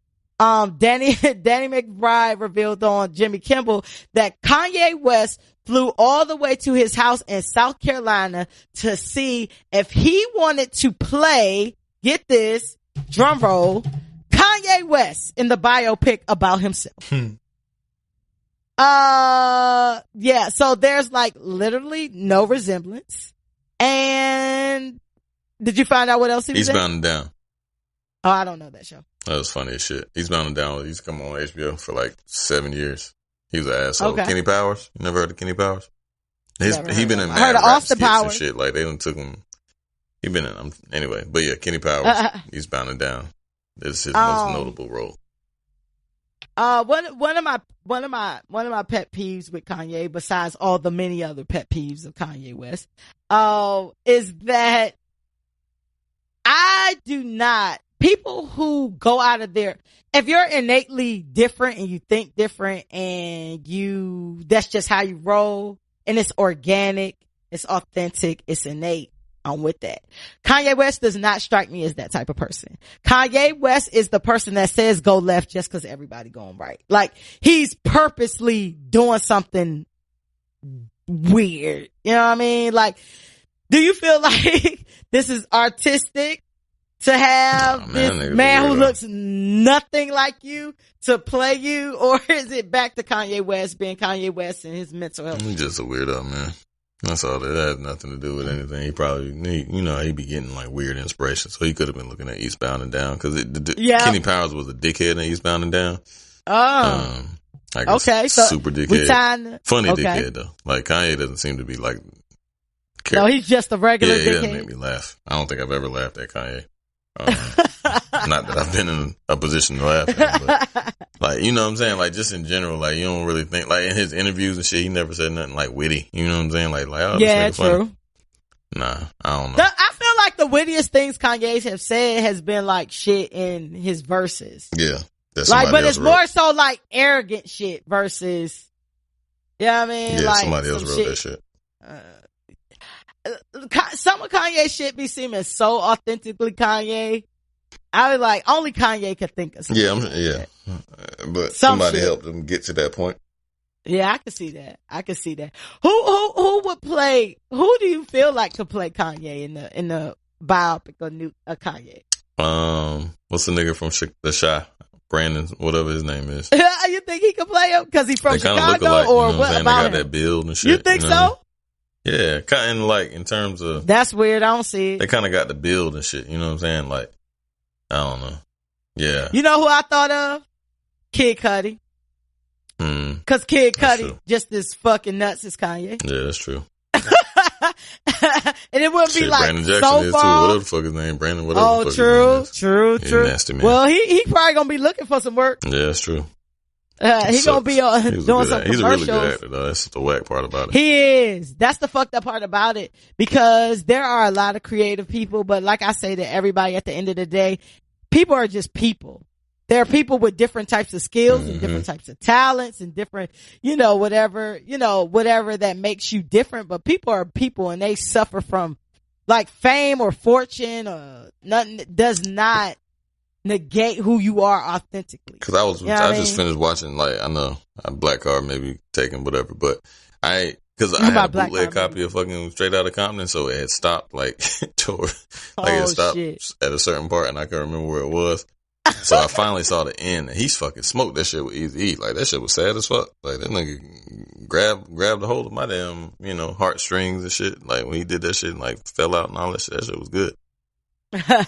So you just now finishing Straight Outta Compton? Yeah, probably like, I think I was in Atlanta when I was in Atlanta for work. I was out there and I ain't had shit to do. I was like, let me watch this shit. Hey, that's crazy. Kanye West wanting Danny McBride to play him as little shit. Shit. That shit. Just cause it's Kanye being a fucking weirdo. But Kanye used to have shag and shit, and Danny McBride be wearing a shag. Maybe that's what probably, I'm telling you, like, that nigga weird. He ain't no telling what the fuck what made him feel like that. Listen, I'm always, welcomed. I love to be proved wrong. I would love for Kanye to put out this shit and to be like, yo, that shit was dope. I would love to do that. Like, so then you want to get him in blackface and shit and, like, you know what I mean? Not get blackface, yeah, he probably gonna do some shit that's real, fucking racist. Tropic Thunder and shit. Fucking, yeah. That shit was funny. He was in Tropic Thunder, right? Huh? You love Tropic Thunder. I love Robert Downey Jr. and Tropic Thunder. That was actually, the overall movie was pretty good, but fucking Robert Downey Jr. as a black man was fucking hilarious. I don't give a fuck. That shit was funny as a bitch. Cause like, I never liked Tropic Thunder. That shit was funny. Cause Brandon T. Jackson was like a nigga. So he was like, that was a good, they had an ill dynamic. That was like the best part of the movie for me. Like their two interaction between the two. Cause like Brandon T. Jackson was acting like a real black person that, to a black motherfucker who was faking that he was black. That shit was funny as a bitch. I only saw that once. I only saw that during once. But I think it did well. Nah, it got it got a bunch of like bad reviews and shit. But I think a lot of people like it. Like, it might be a cult. That's what I was gonna say. It might be a cult classic type thing. Cause there are people who be like, yo, I fucking love Tropic Thunder. That shit funny as hell. Like, you gonna color some greens? He was like, what the fuck does that even mean? That shit was so fucking funny, man. I'm about to watch. I need to find that shit. I'm gonna see that shit on the Fire Stick. That shit was a good movie. I'm gonna see that shit on the Fire Stick. That shit probably on your Netflix or some shit. I doubt it. Netflix trash. I don't be having shit. So last but not least, so Old Town Road has become the longest running number one in top Hot 100 history. This week is the 17th week at number one.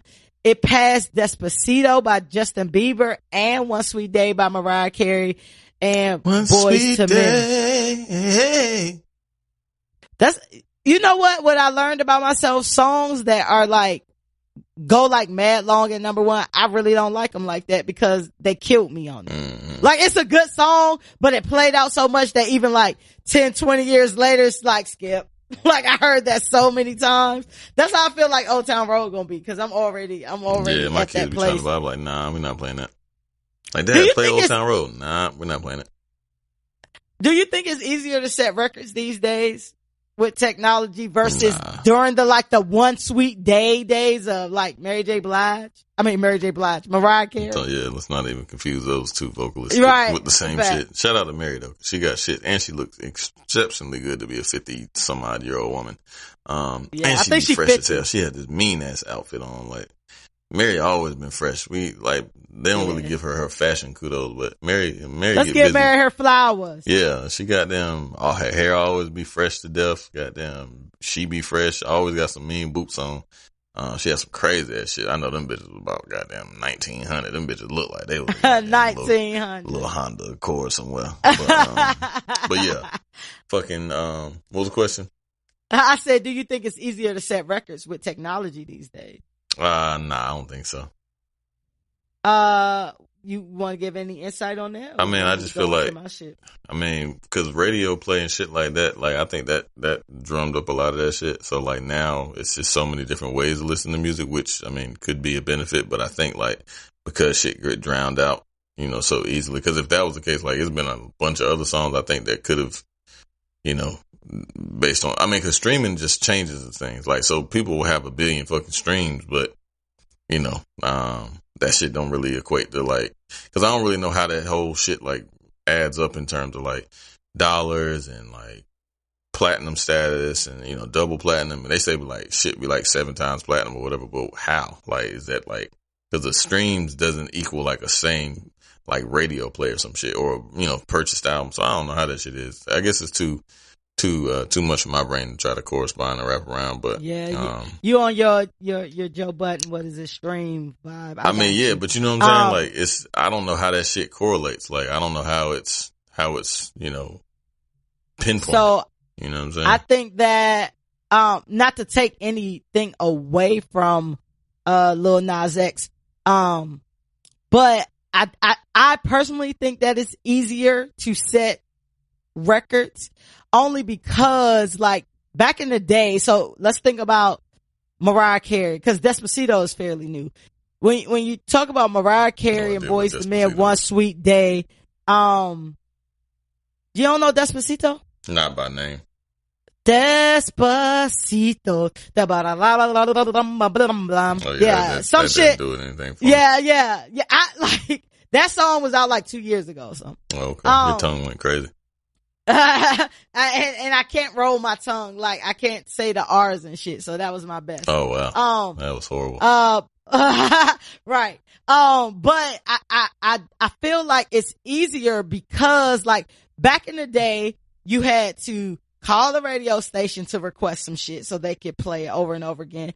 You had to literally buy the shit. You know what I'm saying? For it to count. Like, people, they counted singles. Like, that's when they used to sell a fucking maxi single. You could buy like a fucking CD with one song on that bitch. Like, you could buy a tape with one song on that bitch. So you had to work like during those days. Now, everybody has a subscription to at least one streaming service. And Old Town Road is your shit. Like you say, your kids ask for that shit. You could just hit play and play that shit over and over and over and over and over and over again. Where before, I came up in the times where I used to have to wait for a song to come on so I could record it. Or I had to wait for a video to come on so I could record it on the fucking VCR to watch that shit. Right. Y'all kids just don't know how good y'all got it. Y'all just press a button and y'all hear Old Town Road 1,000 times. If you know your kid, I don't think that's that good. I don't think that's that good. I think it's like I don't know. I think because you don't really gain the appreciation for it because you don't gotta like take the time to like sit and be there. You know what I mean? And like take the right. You know what I mean? And be meticulous in like your strategy of how you gonna fucking do it. I think that makes you fall in love with it more. But I mean, I could be wrong. It's all relative, I guess.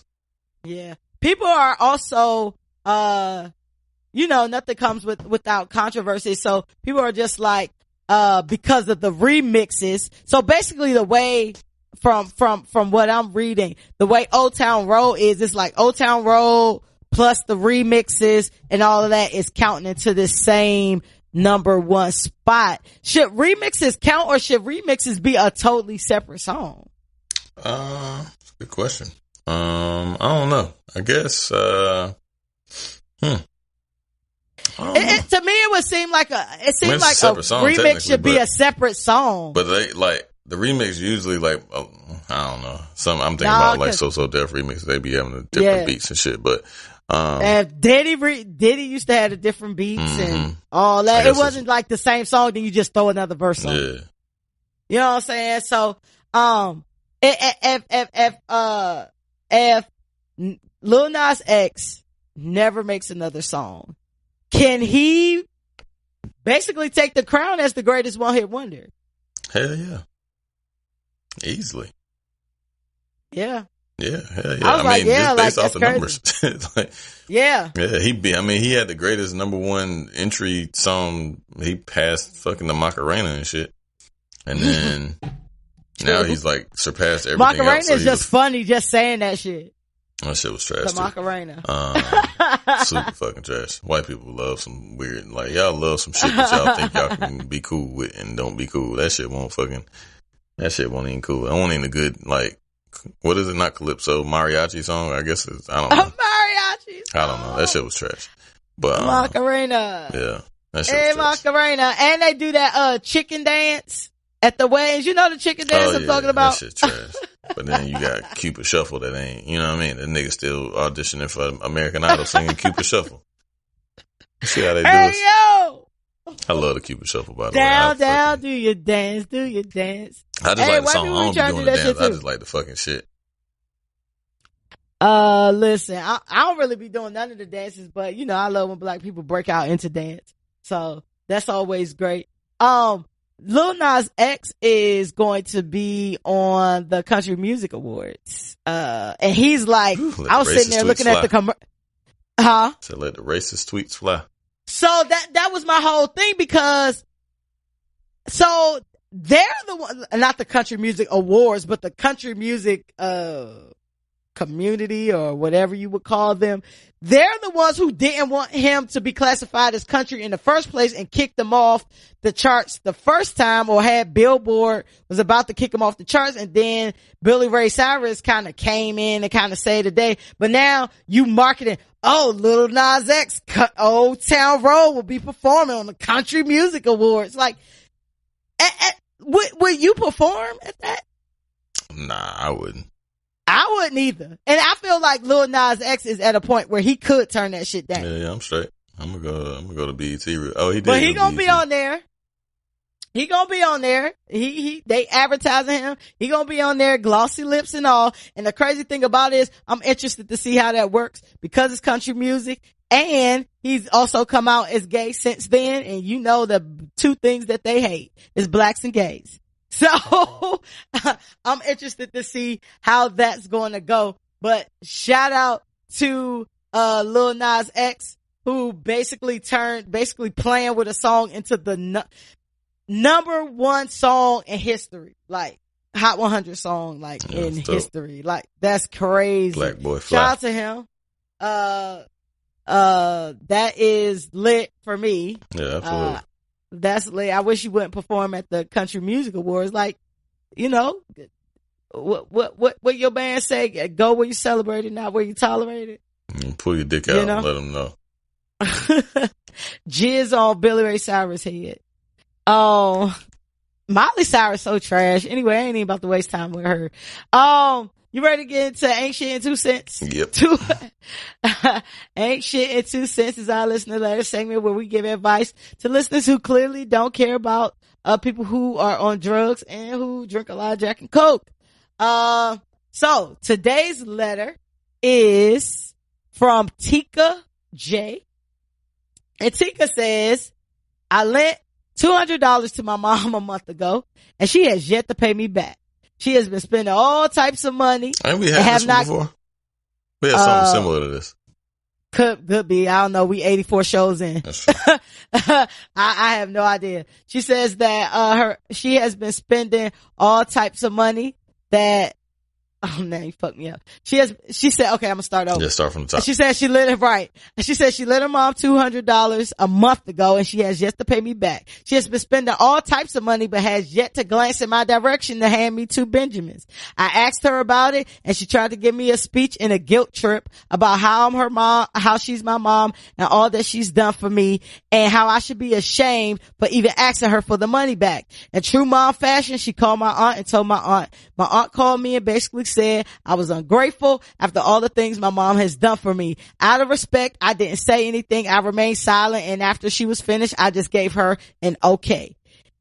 Am I wrong for asking for my money back? Do I have to let it slide because it's my mom? I know y'all give it to me straight with no chaser, and that's Tika J. What do you think about that, B? I'm indifferent. I have a strange relationship with my parents. Yeah, I swear to God we did this one already, but fuck it.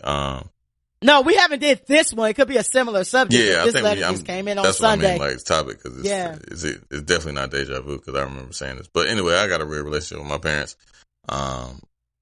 Like, I done got beat by my parents, and not physically, but like, I done, gave them money for shit, and supposed to get it back and never get it back, and bring it up, and then like, I don't know, man. I got like, it's different. It's not as bad as it was, and I've kind of moved on. But I mean, shit, you can ask her for it, but if she say no, then what you gonna do? Fuck her up? Like, you know what I'm saying? Like, you can't do too much. Like, I would ask her for it. Yeah, if she says she gonna pay you back, then yeah. Like, I mean, you gotta. Well, it sounds like she asked her for it. That's what I'm saying. You ask her for it, yeah. That's you and your right to do so. You know what I'm saying? Especially if she says she's gonna pay you back. She don't pay you back, then you really just, I mean, you beat. You know what I'm saying? Trust me. Yeah. I've been beat quite a few times by my parents, unfortunately. But shit, I mean, like I said, what you gonna do? Like, you gonna fuck her up? You gonna like see her in the street when you see her? You like, what you gonna communicate threats? You know what I'm saying? You better have my money or I'm gonna beat your ass. No, none of that. So you just dead in the water, unfortunately. You gotta just take your lumps. And the thing, honest, the funky thing about it is she may ask you for some more money, and it's gonna be hard to say no. Just cause it's your mom and she did so much for you in your life. And that's the shit that like I struggle with and wrestle with, cause like, I don't want to air out my personal family business, but yeah, it's difficult. You know what I mean? Like, I understand your pain, and like, but you need your money. You know what I'm saying? Like, motherfucker ain't rich out here. You know what I'm saying? And, right. You're in every right to ask for your money back, but if she don't give it to you, you just shorter than the midget in the puddle. Yeah, my thing with that is, and we all help our parents out, or majority of us help our parents out, or just shoot our parents some change or something because we got it, or whatever the case may be. But my thing is, like, be deliberate about your words and what you're saying. If you want to say, let me have $200, that's different than let me borrow $200. Yeah. You know what I'm saying? So, and I've had conversations like this before. Like, do you want to borrow it or do you want to have it? Cause that's two different things. If you say, let me borrow, I'm expecting my money back. If you say, let me have it, then I need to go through a process to say, do I have it to give? You know what I'm saying? I don't know, if you needed that $200 for your rent or for your bills. Like B said, we ain't rich out here. You know what I'm saying? But if you say, let me borrow $200, I'm expecting my money back. Can you communicate threats and all that? In some families, they do. Me, I personally wouldn't. But the next time you ask to borrow some shit, I'm not giving it to you. Like, I'm just not. Like, it's a principle thing. Now, if you say, can I have, or I need, or whatever, but don't, whoever it is, don't come if you know you have the intentions of swindling me, because I take that personal. I take that very personal. Like, you got one time to screw me over, because they always say, don't give out nothing that is gonna cripple you if you don't get it back. You know what I'm saying? So this your trial. You know what I'm saying? Like, I don't think you wrong at all for asking your mama for the money back, because she said, let me borrow it. Let me borrow is a verbal contract to say, I'm going to pay you back your money. Now, it'd be different if you went to her and you said, hey mom, like, it's been a month, like, what's good? And she like, oh, my bad, I give it to you XYZ, or I'm gonna give you $50, or I'm gonna try whatever. But at the end of the day, like, we all grown. Like, we grown. And I got my own expenses as well. So you're not about to play me 2, 3, 4 times. Mama, cousin, dog, cat. None of that. You can't fight your mama, but it's gonna be a time in which she's gonna ask for some more money. And then at that point in time, you can decide if you're going to say, here, mom, here go X amount of dollars. You can just have it. I don't expect it back. Or you can say, look, you still owe me that $200. What you gonna do about that? And as an adult, your mama gotta say, all right, this is what I'm gonna do about it, or fuck you, I'm not giving it to you. But just out of sense of respect, like, you can't just be out here playing motherfuckers because you they mama, because at the end of the day, didn't nobody ask to be here. You chose to be a parent.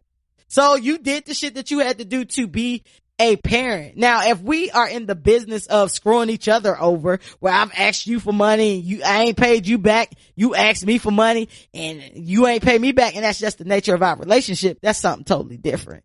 But I feel like you're totally within your right to deny your mama some money the next time if she can't just be simply a person of her word and just use the right vernacular to say, let me have $200, or the daughter, can you let me have $200 because I want to do this and that.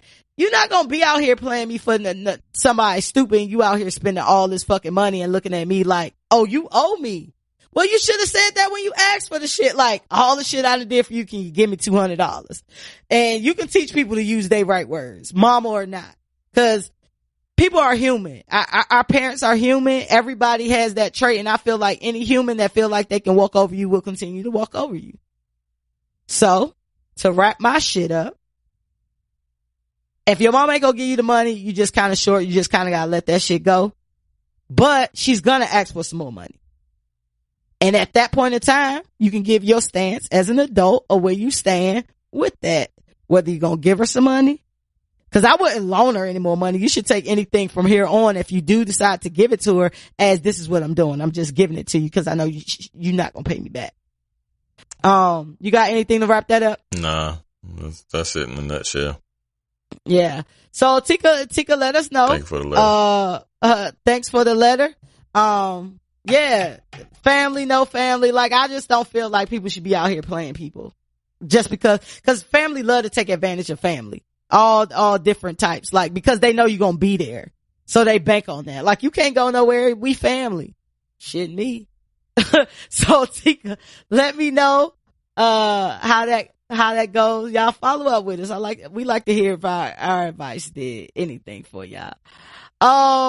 Let's get into, if y'all would like some of this A1 advice, hit us up at theaintshitshow@gmail.com. Excuse me, that's an X where the I would be, and you let it make it read on the air. So it's time for free smoke. You ready for free smoke, B? Let's get it.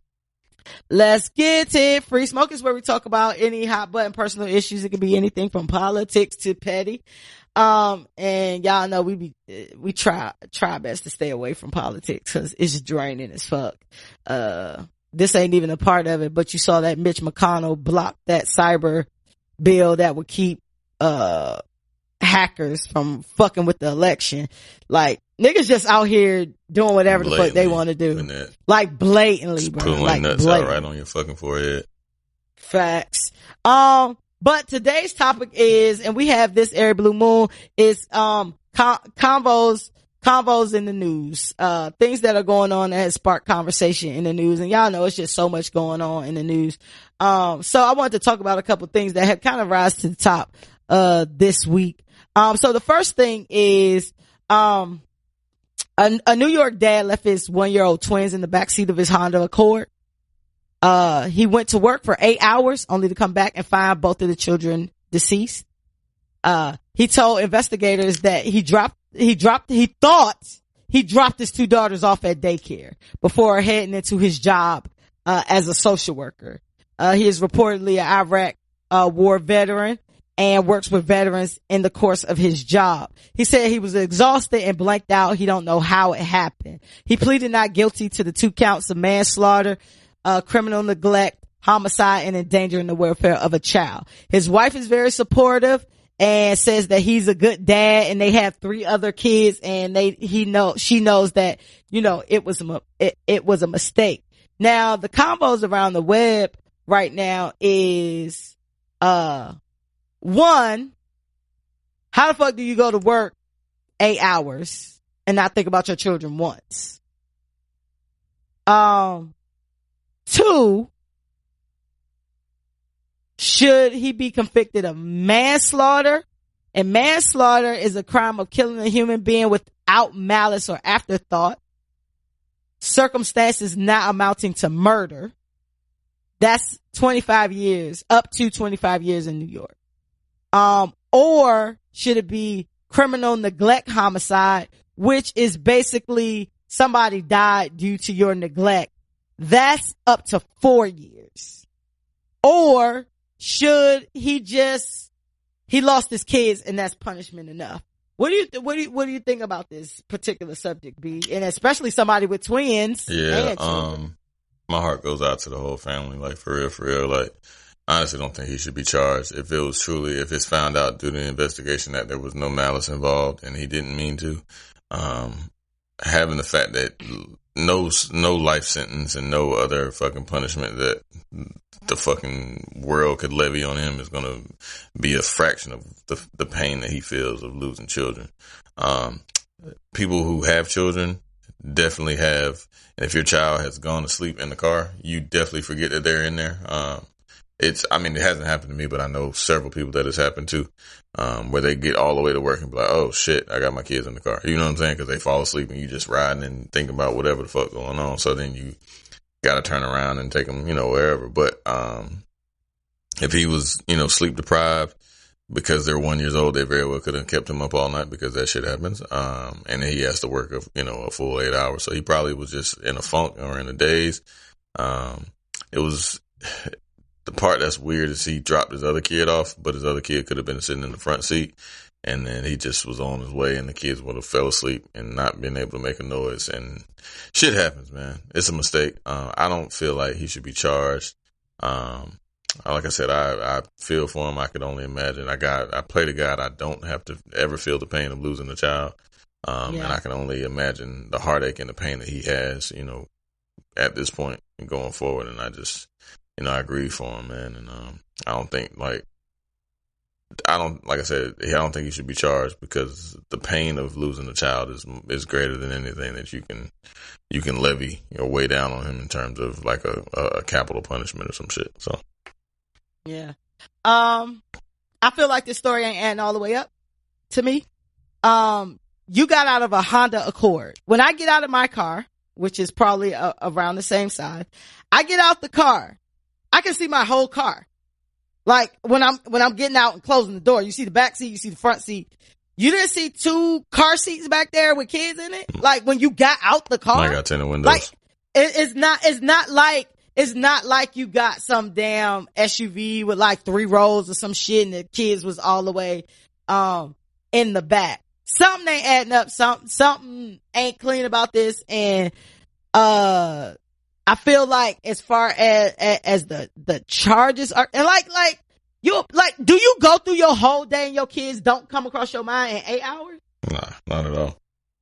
That's what I'm saying. Like, I don't even have kids. I have nieces and nephews and they come across my mind every day. You know what I mean? Like, during that time, like, dang, I wonder, what they doing or what, and they not even my kids. So if they your kids, I'm sure it's like a zillion times increased, right? If we were talking about charges, I feel like, look, a lot of things happen in life where it's a mistake, right? Everything ain't a person didn't mean to do. That's why they have shit like criminally neglect homicide. Like you still did something. You still neglected your children. As a parent, your number one thing is to protect your children. Like I get what you're saying and you have kids and you can speak on it, whatever.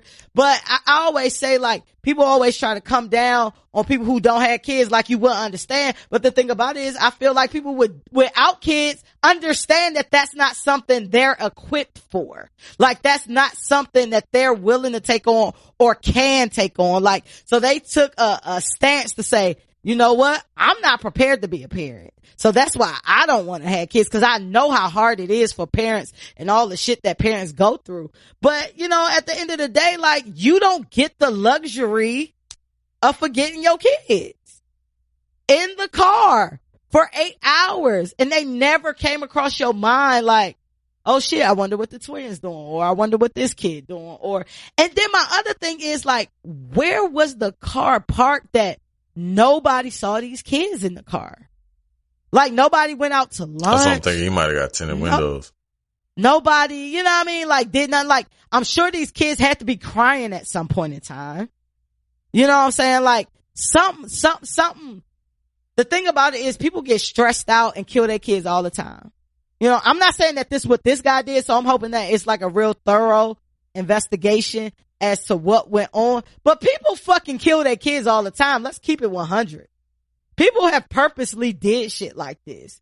And he got fucking 5 kids. It's these last kids. Like, you blanked out so much that you forgot about your children. Like, that is horrible. Like, crimes against kids or things that happen to kids hit my heart. Like, old people and kids, they can't defend themselves. They need you to make sure that they're okay, that they're not in harm's way, that they eat, that they do all of these things. They're defenseless. So if it was truly through an investigation, they figure out it was no foul play, then I'm going with criminal neglect homicide, because it can't be a precedent set where parents gonna be out here killing their kids like, oh yeah, I blanked out. I didn't know. Because you were so exhausted that you did your job for 8 hours.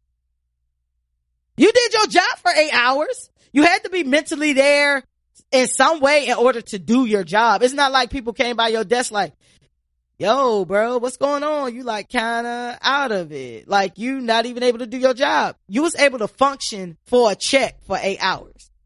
So in my opinion, like it's a fucked up situation. I feel for him. If this was truly an accident, I still feel like it need to be some type of repercussions, because you don't reap the luxury of just forgetting. And you know, like that's going to weigh on him. And the judge, in fact, told them to watch out for him, you know, for a suicide, watch. I know if something like that happened to me, I probably couldn't. Like, I've never thought about, you know, death or anything like that. I'm too into myself for that. However, like, I can see how not being able to live with a mistake like that if it was truly a mistake. That's a fact. So let me ask you this question. So if you walk into a store, okay, this is kind of related but not related. Okay. Me and my buddy at work was talking about it. So if you walk in the store, you spill a drink, like a glass bottle. Mm-hmm. And then you get to the counter and the clerk charges you for it. What do you do? If I broke it, yep, and they charge me for it, mm-hmm, I gotta pay for it. Do you feel like you should be charged for it? Yeah, definitely. If I broke it, yeah, I should be paid for it. That's their merchandise. Gotcha. Okay. That I broke. It's interesting. You know what I mean? I was like, it was a mistake. So I've seen, you know, like, okay, no, so what if it was? You don't get leeway for mistakes. That's what mistakes, yeah, that's what you pay for. So mistakes. What if it was a not a glass bottle, but like one of those big gulp plastic joints, and you just spilled like the soda and they just clean it up? Do you think you should have to pay for that? Yeah, because at the end of the day, it's still their merchandise. Gotcha. You know what I'm saying? It's still theirs. It's something that was theirs that now they're not going to be able to make a profit off of. So yeah, I definitely feel like I should pay for it. Now, switch the scenario up a little bit. Like, the shit was stacked fucked up on y'all end, and I grab one out and all them bitches fall out. I don't feel like I should pay for that. Right. Cause I don't feel like that's on me. That was on y'all. But if I feel like it was my mistake, then yeah, like, I wouldn't want to pay for it, but at the end of the day, like, I wouldn't be arguing them down like, man, I shouldn't pay for this shit cause I didn't mean to. A lot of shit we don't mean to do in life, but you still gotta pay for it. When you out here fucking speeding and a cop fucking pull you over, you know what I mean? Like, you gotta pay for it. I don't want to pay for it, but you know, you gotta pay for it. Yeah. So I guess on the flip side of that, you feel like you shouldn't have to pay for it because you didn't mean to do it. I wouldn't say I don't feel like I shouldn't have to pay for it, but if I guess like the nice thing would, I ain't gonna say the nice thing, but like I wouldn't charge a motherfucker for it. Like I'd be like, well, you know what I mean? Like unless it's like a lamp or some stupid shit like that, but if it's like a glass bottle, clean the shit up, it's $3. I ain't gonna charge you for it. I bet. But I think it's up to the person whose merchandise it is to make that decision. It's not like I wouldn't spaz. All right, you into real estate now. Nigga smoking in the fucking garage, something accidentally catch on fire, it don't burn the shit down, but it needs repairs. Do you charge them for it? Nah, they probably ain't got no money, but realistically, like, would you charge them for the repairs? Yeah, hell yeah. I mean, I'd exactly. They probably didn't mean to do it. No doubt. Yeah, you know what I'm saying? Like, they may or may not have insurance, but that's on them because, of course, nobody, unless you're a fucking killer or a murderer, like, nobody really means to do shit. Shit just kind of happens with a lot of things, but unfortunately, the way life's set up, you don't get a lot of passes for mistakes. It's just a learning opportunity. You know what I'm saying? Yep. Like, you accidentally get pregnant, you can't get the shit back because you didn't mean to. Like, well, you know what I mean? A couple ways around it. True. Moving along to the next story, that's conversations around the web. So a 10-year-old black boy in Canton, Michigan has been charged with aggravated assault after injuring a little white kid on a schoolyard game of dodgeball. The kid threw the ball that resulted in the other little kid having a concussion, a black eye, and a bruised nose. The little boy was suspended from school. And the mother of the child called the police and filed charges. After meeting with the principal, the mother of the little black boy asked why was he suspended when nobody else was suspended and they were all playing this game of dodgeball administered by the school.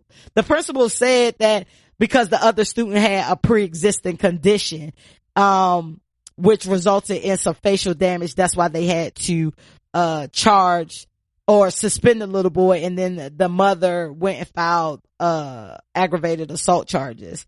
How do you feel about this, I guess, in general, before I get into the I think that's fuck shit. Like, one, the kid fucking opted to play, and then two, like, the school knew that obviously that he had a fucking brain condition, so y'all dumbasses were negligent in letting him play. Yeah. So what the fuck? Like, might have been no headhunting. Because that's like a part of the game and shit, but that doesn't warrant a suspension, and definitely wasn't, and especially if it wasn't like, you know, clarified. Like, if you hit somebody in the head, you're getting suspended. Like, nah, that shit doesn't warrant a suspension. Fuck that shit. I'd be mad as a motherfucker. I'd be suing the fuck out of them bitches. Definitely a lawsuit. And that's my whole thing. I'm just like, I feel like this is 100% the school's fault. Like, y'all administer a game of dodgeball, and y'all may or may not know, like, dodgeball has really been outlawed in a lot of schools. Like, they don't play that shit no more. That sucks. And then, yeah, it's been outlawed in a lot of schools. It's a great game. It's a great game if you're good at it. I mean, if they got them balls, them squishy balls that you can't really get hurt with, those are the good ones. Yeah. Like, if you throwing like they probably had them plastic red balls. Yeah, the fucking kickballs and shit with the grooves in it. Yeah, you can't play with them. Hell yeah. Knock a nigga block off. But even still, that shit ain't gonna hurt that much.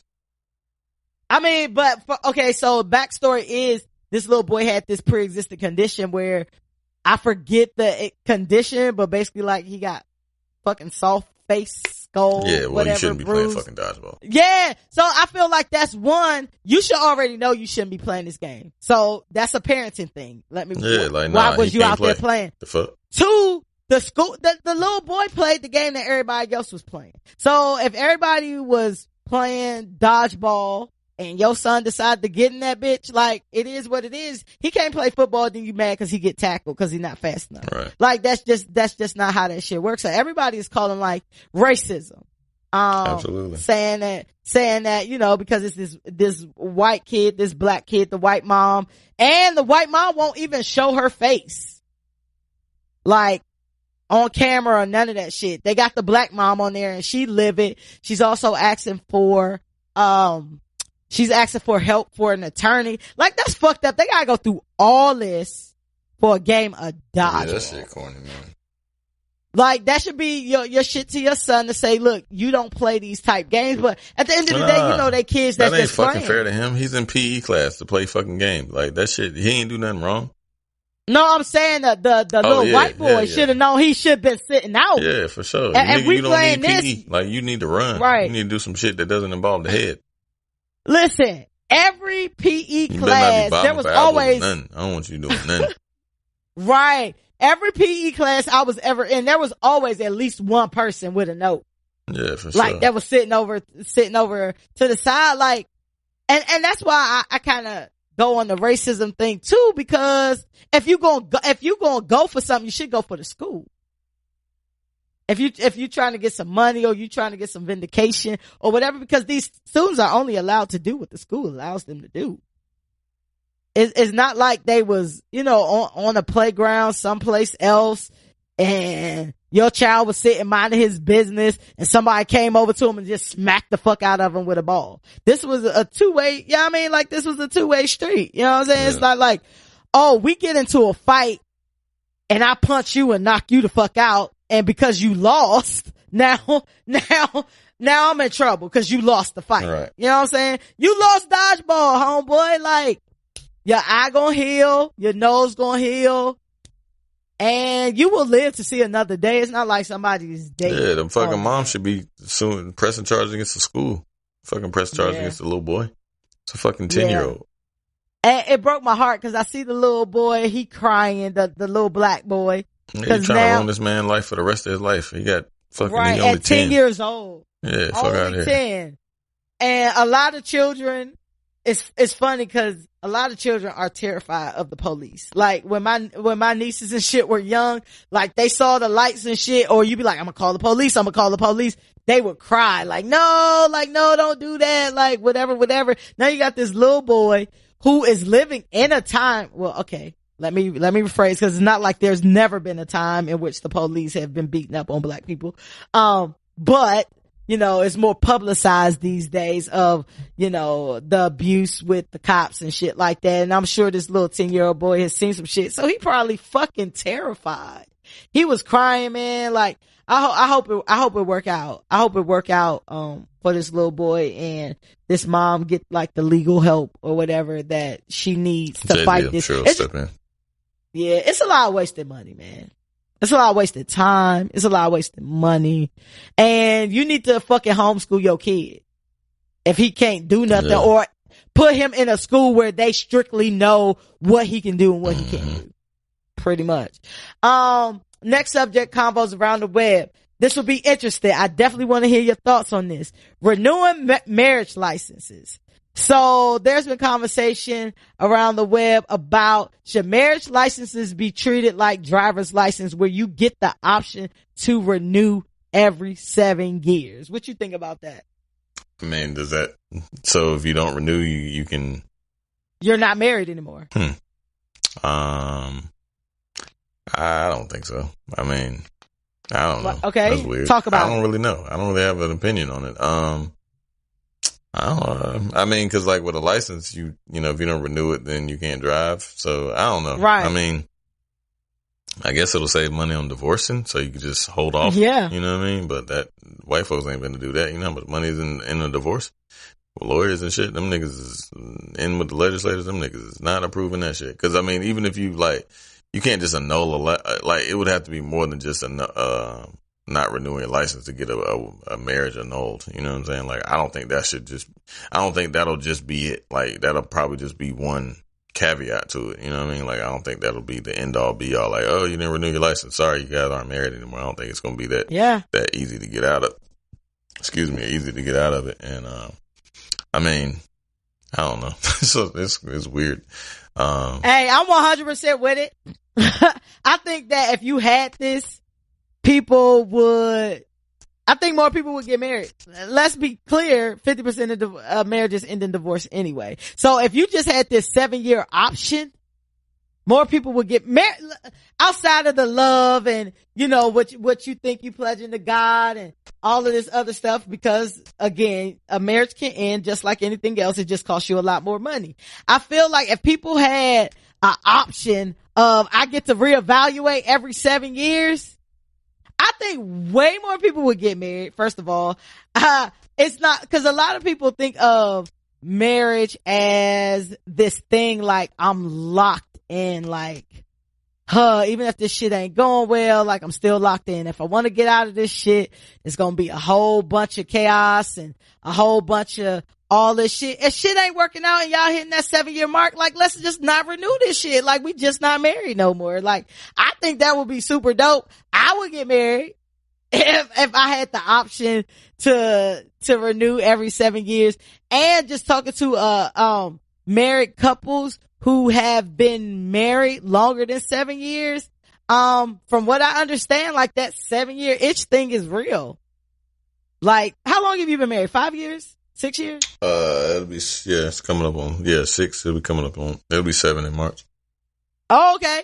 So like in March, you know what I'm saying? You'll be able to say, yeah, babe, like, we good. We about to go renew this shit, or shit ain't working out, bro. Like, like, we thought this shit was gonna be good, you know what I'm saying? And it ain't. And so we just not gonna renew our shit, and we're no longer married. You know what I'm saying? My thing with the renewing your marriage license after 7 years is, if you guys decide not to renew, would you owe your spouse anything for the 7 years that was actually put into the marriage? Yeah. Kind of like how traditional marriage is now. Yeah, that's what I'm saying. It won't just be as simple as that not happening and you just go on your merry way. It's not going to be that way. They're going, marriage is too involved for it to just be like the end, like amicably like that, unfortunately. Like, especially when they end, you know what I mean? Like, you're going to have to fucking divvy shit up. You know what I mean? Like, who couch is this? Who house is this? You know what I'm saying? It's just too much involved. I mean, not to say it's not involved when you get a divorce, but at least you got lawyers and, you know, But I think, like, out of the people that I know that have been actually divorced, like, a lot of them just want out. Right. And a lot of times it, for real, like, out of the people that I know, because a lot of people that I know who are divorced already, that like are around my age, they got married super young and they got divorced super young. Like, they got divorced in their 30s. You know what I'm saying? They got married in their 20s. They got divorced in like their 30s and shit like that. And the biggest problem that I see is one person just want to be an asshole and don't want to sign the papers. You know what I'm saying? Like, just want to keep them strapped in. It don't even be about like no alimony or no shit like that. It's just like, this asshole want to keep me from getting married to somebody else. And so they just don't want to sign like the marriage papers and shit like that. But if this marriage renewal process would go kind of how I'm configuring it in my mind, like, all right, we done as far as like the marriage. So if we both agree, I feel like the problem is going to be when one person wants to renew and the other person doesn't. But it seems really pathetic to me to try to hold on to somebody who don't want you. Period. Like, you gonna beg somebody to stay with you and they clearly want out? Right. Like, that just seemed crazy to me. So if one person wants in, the other person wants out, and then like, what happens then? Do you think that it would encourage more people to get married though? If they know they had the option to be out? Let's just say it was clean. Like, yeah, absolutely. In 7 years, you get to decide if, you know, this worth putting another 7 in or not. You think more people would get married? Yeah. Hell yeah. Yeah. Yeah. I think that they would too. Like, I'm down for it. If that's, cause at the end of the day, marriage is a business. Like, marriage is a business. That's why they charge you so much to fucking get out of it. It's totally a business. It was started on the principle of property and business. And you know what I'm saying? So they want to charge you to get out of it, which is super fucked up. I'm going to a friend of mine is getting married next year or whatever, and that shit about to be lit as fuck on a yacht and all this shit. This the only way in my life I've ever looked forward to, like, oh shit, I'm in there. Like, this their second marriage though. This is her second marriage. Oh, wow. She didn't have like a wedding the first time she got married, but she was married for 20 years. Wow. And she's only been, her divorce, here's the kicker. Her divorce was finalized, at the beginning of the year, and she's engaged to be married again next year. Some people just love, you know what I'm saying? Yeah, they get used to it. Yeah, they just love. So, but she didn't have a marriage the first time. She didn't have a wedding the first time around. And like, she's super lit. Like, I'm doing this shit lit. She getting a fucking yacht. That shit, don't start till like 7:00. So she much got money. Catering, yeah, she said she already at 30 grand right now. For 75 people, she at 30 grand. Nope. Right now. And she pulling out all the stops. Open bar. And another interesting thing, she want everybody to dress in all white, which is very different. She wants everybody to dress in all white, and her dress is going to be a color, different from everybody else. But I was like, yo, this is the only wedding I ever look forward to, because weddings are fairly boring to me. I'm happy about, I haven't. I mean, for y'all who are listening who have been to your wedding, no shade, but it was a wedding. It was regular, degular, smegular. Very traditional. I like non-traditional weddings. Like, I'm not like a super traditional person. So if you have like something non-traditional, I'm super here for it. Plus, I probably only been to like maybe 6 weddings in my whole life. How many weddings you been to? Maybe 10. I don't know. Yeah. That's good. That's good. People get married like that. So anyway, let's move on to, the last subject. I got 2. You want to talk about Halloween or death by distribution? Let's do Halloween. I don't want to. Death by distribution sounds a little morbid. I don't want to end the podcast like that. I'm about to go to bed. Okay. All right, Grandpa. Halloween. So white people are petitioning for Halloween to be on the last Saturday of the month for the sake of the kids. They don't like the fact that the 31st can fall anytime. You're a parent, you got kids. What do you think about it? I mean, yeah, it's dope. Like, it just gives people a reason to be able to party and not have to like cut it short and shit. You know what I mean? Like, you can do trick or treating early in the day or with your kids, and then go and have a Halloween party with your people later on. You know what I'm saying? So, yeah, that shit definitely makes more sense, because Halloween is whack on Wednesday, because you gotta hurry up. Motherfuckers still in school, so you gotta hurry up and, you know what I mean, get shit moving. That shit corny. So, yeah, I definitely would propose for it to be. I mean, any holiday or any type of tradition or celebration being relegated to a Saturday is fucking dope. So, yeah, I'm definitely here for it. I just think that I really don't care. I honestly don't care, about this. I think maybe, I don't know if my parents weren't as, concerned when I was growing up, cause it really didn't matter like what day Halloween was on, cause we were still out here, doing our shit, getting our candy, like whatever. I just feel like you fucking trick or treat earlier. I don't know, but I don't know. I just feel like it's kind of like this slippery slope. Because it's very interesting to me, because I feel like, one, it's bigger things to worry about. I don't give a shit about this. But second of all, it's like, these are the same people who constantly fight for tradition, until it doesn't work for them. Like, oh yeah, this doesn't fit into my schedule, so now let's put Halloween on a Saturday. Let's make sure it's on the last Saturday. Halloween is kind of one of those ancillary holidays that's not really a holiday anyway. It's just some pagan shit that we use to get candy and shit like that. So I really don't care what day it's on, to be completely honest.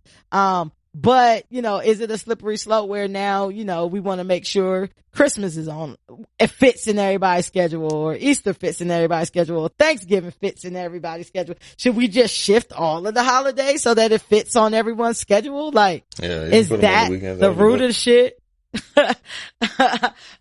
Well, you need to say, hey, Lord, you cool with us putting your birthday when it works for us? We appreciate it. Shit, Easter floats every year. We appreciate you doing it. Easter floats every year.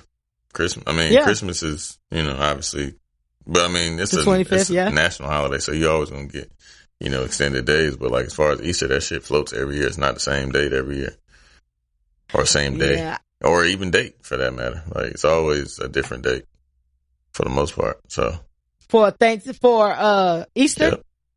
Yeah. Yeah, I never know when Easter is, bro. No, like I never know when Easter is. I did the research because I was like confused as to why. I think it's based on like the lunar moon because I think he rose on the full moon or some shit. So I think it's like the first full moon around that same. I don't know. Don't give me the line, but that's the reason. It's based on the moon. You know what I mean? Like the moon and shit. So it ain't necessarily like just a specific day. Like the day he rose is based on like the first lunar something. Solstice. I don't know. Fucking, I don't know. Some mad meteorologist. Just use all shit. The moon words you know. Lunar, solstice. Yeah, all that shit. All that shit. Look it up. Do you? Yeah, I'm cool. But however they land on this, I really don't care. Either way, Halloween not a real holiday anyway. But it's just interesting that with everything going on, this is the fight right now. But I want to thank y'all for listening to us and us yammer on about this. Make sure y'all subscribe to the show. Y'all know we have a new website where y'all can find out more about us. Y'all can listen to the show. Y'all could write in from there, even though I prefer if y'all writing letters in to do the ancientshow@gmail.com, but do as you wish. It'll get to me either way. Make sure, it's www.theancientshow.com. Thanks for everybody who, went to the website and has been using that. So I'm glad that it is effective. Follow us on social. Y'all know where we at. Twitter, IG, YouTube, Facebook. Y'all know we on Spotify, iHeartRadio, Google Play, Apple Podcasts, all that. And, make sure that y'all tell a friend to basically tell a friend, where we are. And I actually forgot to get us a quote. You got a quote or you always have a, on the when road I put you on the spot, okay, go ahead. What? Do real things. Hanging with the bitches is the song I sing. Real niggas do real things. Real niggas do real things. And until next week, I want y'all to be great and the marathon continues.